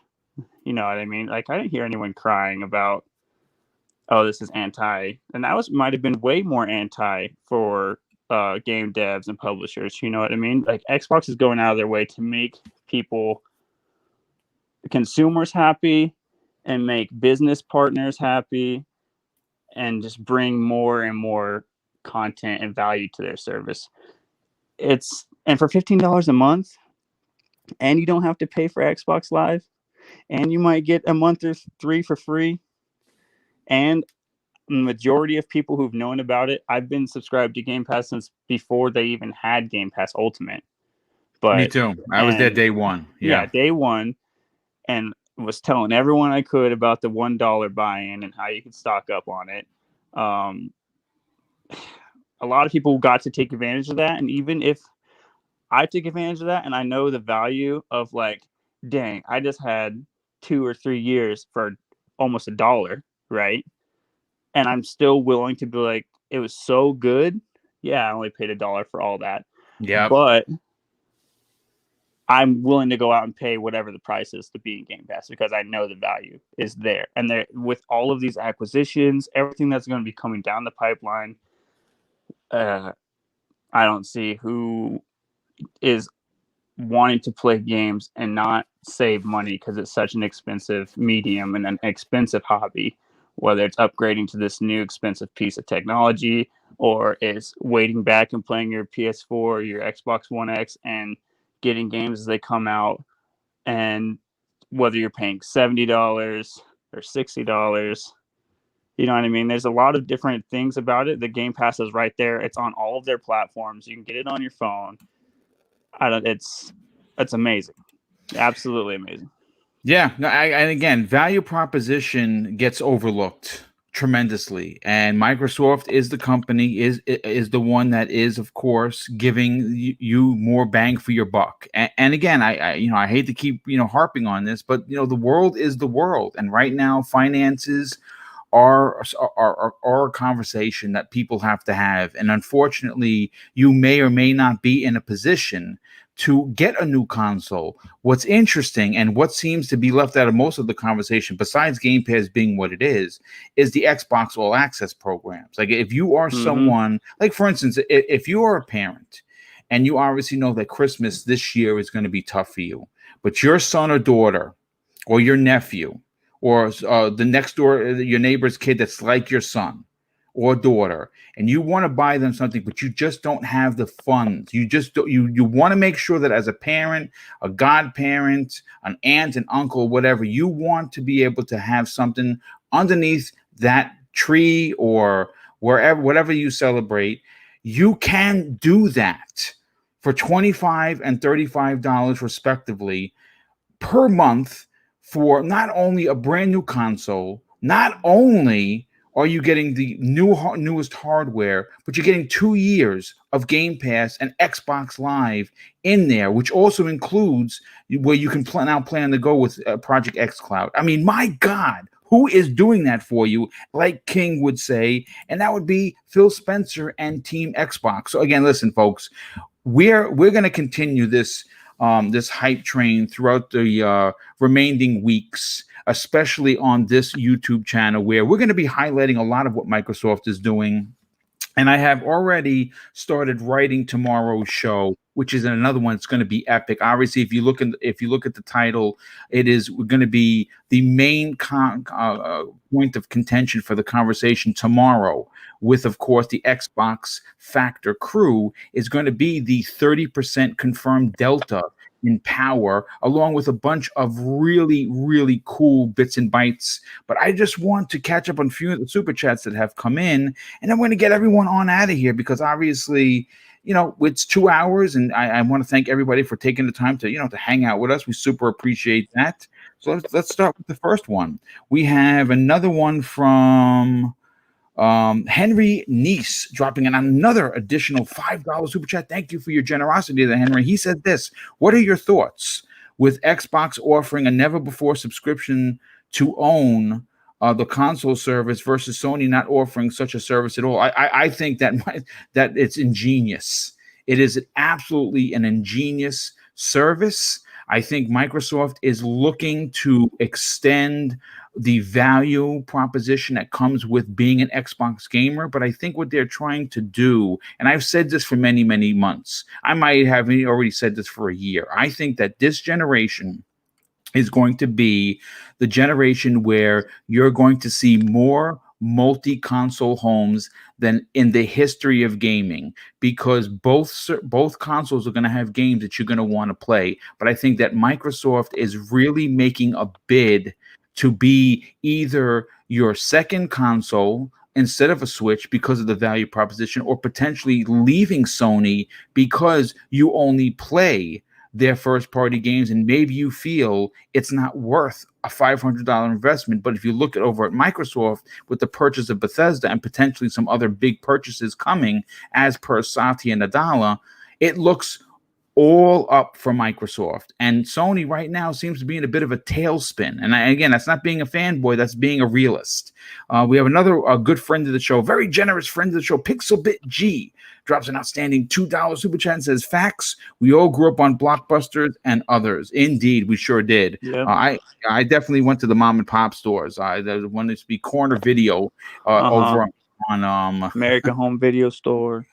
The good old Game Crazy was on. Game Crazy I've heard of. Yes. Yeah, we miss all these brick and mortar places for sure. Bounty Boom shows his generosity once again with another outstanding $5 super chat. $2 super chat, and says, hit the like button, gamers. Great show for gamers. Yeah, thanks, dude. Super appreciate the compliment. John B drops another very generous $5 super chat. Says, growing up, I only got games on Christmas and my birthday. Game Pass is a win for everyone. Can't argue with that. Indeed, my brother. Thank you so much for being here, John, and definitely want to thank the 800 plus people that tuned in for today's program. Amazing. Of course, it is amazing. It is absolutely amazing. I have seen channel growth in the last couple of weeks unlike anything I have seen. And mind you, my channel's not even 3 years old. November 3rd makes 3 full years on YouTube, and to have this kind of success is all thanks to the community and obviously tuning in. And of course, the panel, you guys are nothing short of amazing. So let's get into the outros. And clowns, let's get you out of here first, brother. You obviously are the voice of Four Guys with Quarters, a fantastic podcast that's weekly. Tell everyone where they can potentially reach out to you on social media, get a pizza recipe that they might be able to make in their state, unlike in Florida, and where could people check out your outstanding content? Well, first off, they can get a pizza recipe. The best place would be New York City. There's nothing that comes close to New York City pizza. But you guys can check me out at Italian Clowns on almost all social media. 4 Guys with Quarters on Tuesdays at 5 p.m. And then 4GQ TV News with Flamish, the Belgian sensation, across the nation.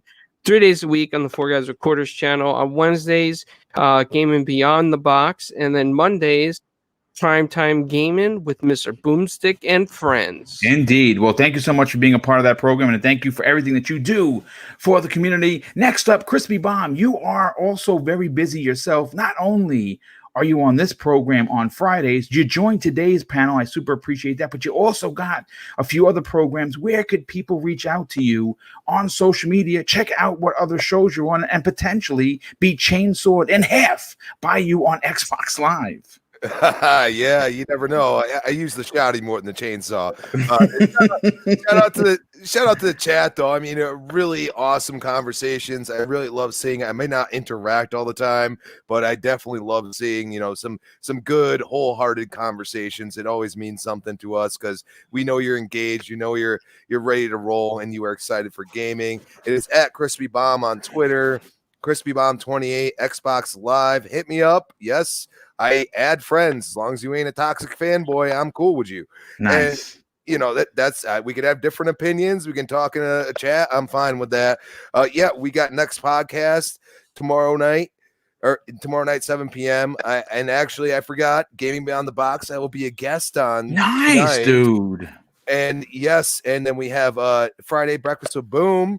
I don't know what else is going to ensue. Wink, wink. And then we have Retro Renegades 7 p.m. Tuesday nights. Yes, we drink beers, we talk gaming, and whatever the heck else we want to talk about. There are no babies that topics. steal Series X's. But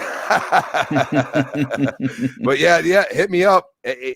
Social media, Xbox, hit me up. Nice. Well, thank you so much for being here. And last and not least, but before we get to Cotton McCast, one of my favorite guests to have on here, we got to thank the tireless effort of the sheriff known as Lethal Papa, and he was busy today. I saw he was backslapping and drop kipping, and of course, camel clutching lots of trolls that left and did not come back. Lethal, thank you so much for all that you do. And of course, if you were a moderator and I missed you, I apologize, but I thank the tireless work of certainly Lethal Papa, who's here each and every show. So obviously he is the real deal. And Cotton, thanks so much for jumping in, brother. Super appreciate it. Glad that you were here to give us like Crispy was saying, speak your truth. And where could people follow you on social media, but potentially reach out to you on Xbox Live? Yeah, thanks for having me. Sorry I showed up a few minutes late. It's been a crazy past week or so.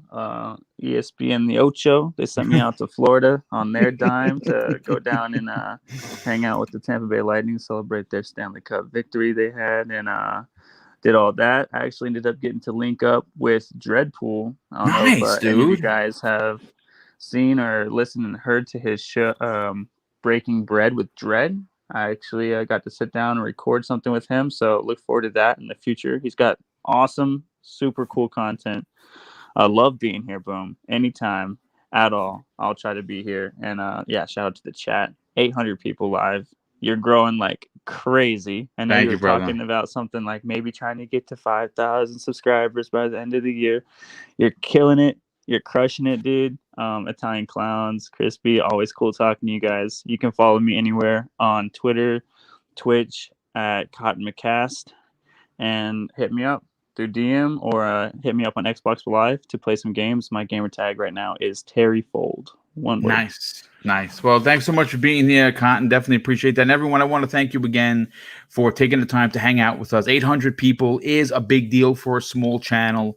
And you know what, my goal was 5,000 subs by the end of the year. I am closing in on 7, and maybe, just maybe, I hit that 10K. I start offering some merchandise on the channel. That would be kind of dope, but I couldn't be here if it wasn't for you. So once again, thank you for supporting Double Barrel Gaming. And I'm going to close out the show with something that is important to me and hopefully will one day be important to you. And that's something that my dad taught me when we were kids. And he was the wisest man I've ever known. He used to say, son, treat others how you want to be treated. And also, it doesn't cost anything to be nice. You live by those rules, and I can guarantee you're going to have an awesome day. So take care, everyone, and we'll see you tomorrow on the regular scheduled program, a new episode of the Xbox Factor podcast. Take care, everyone.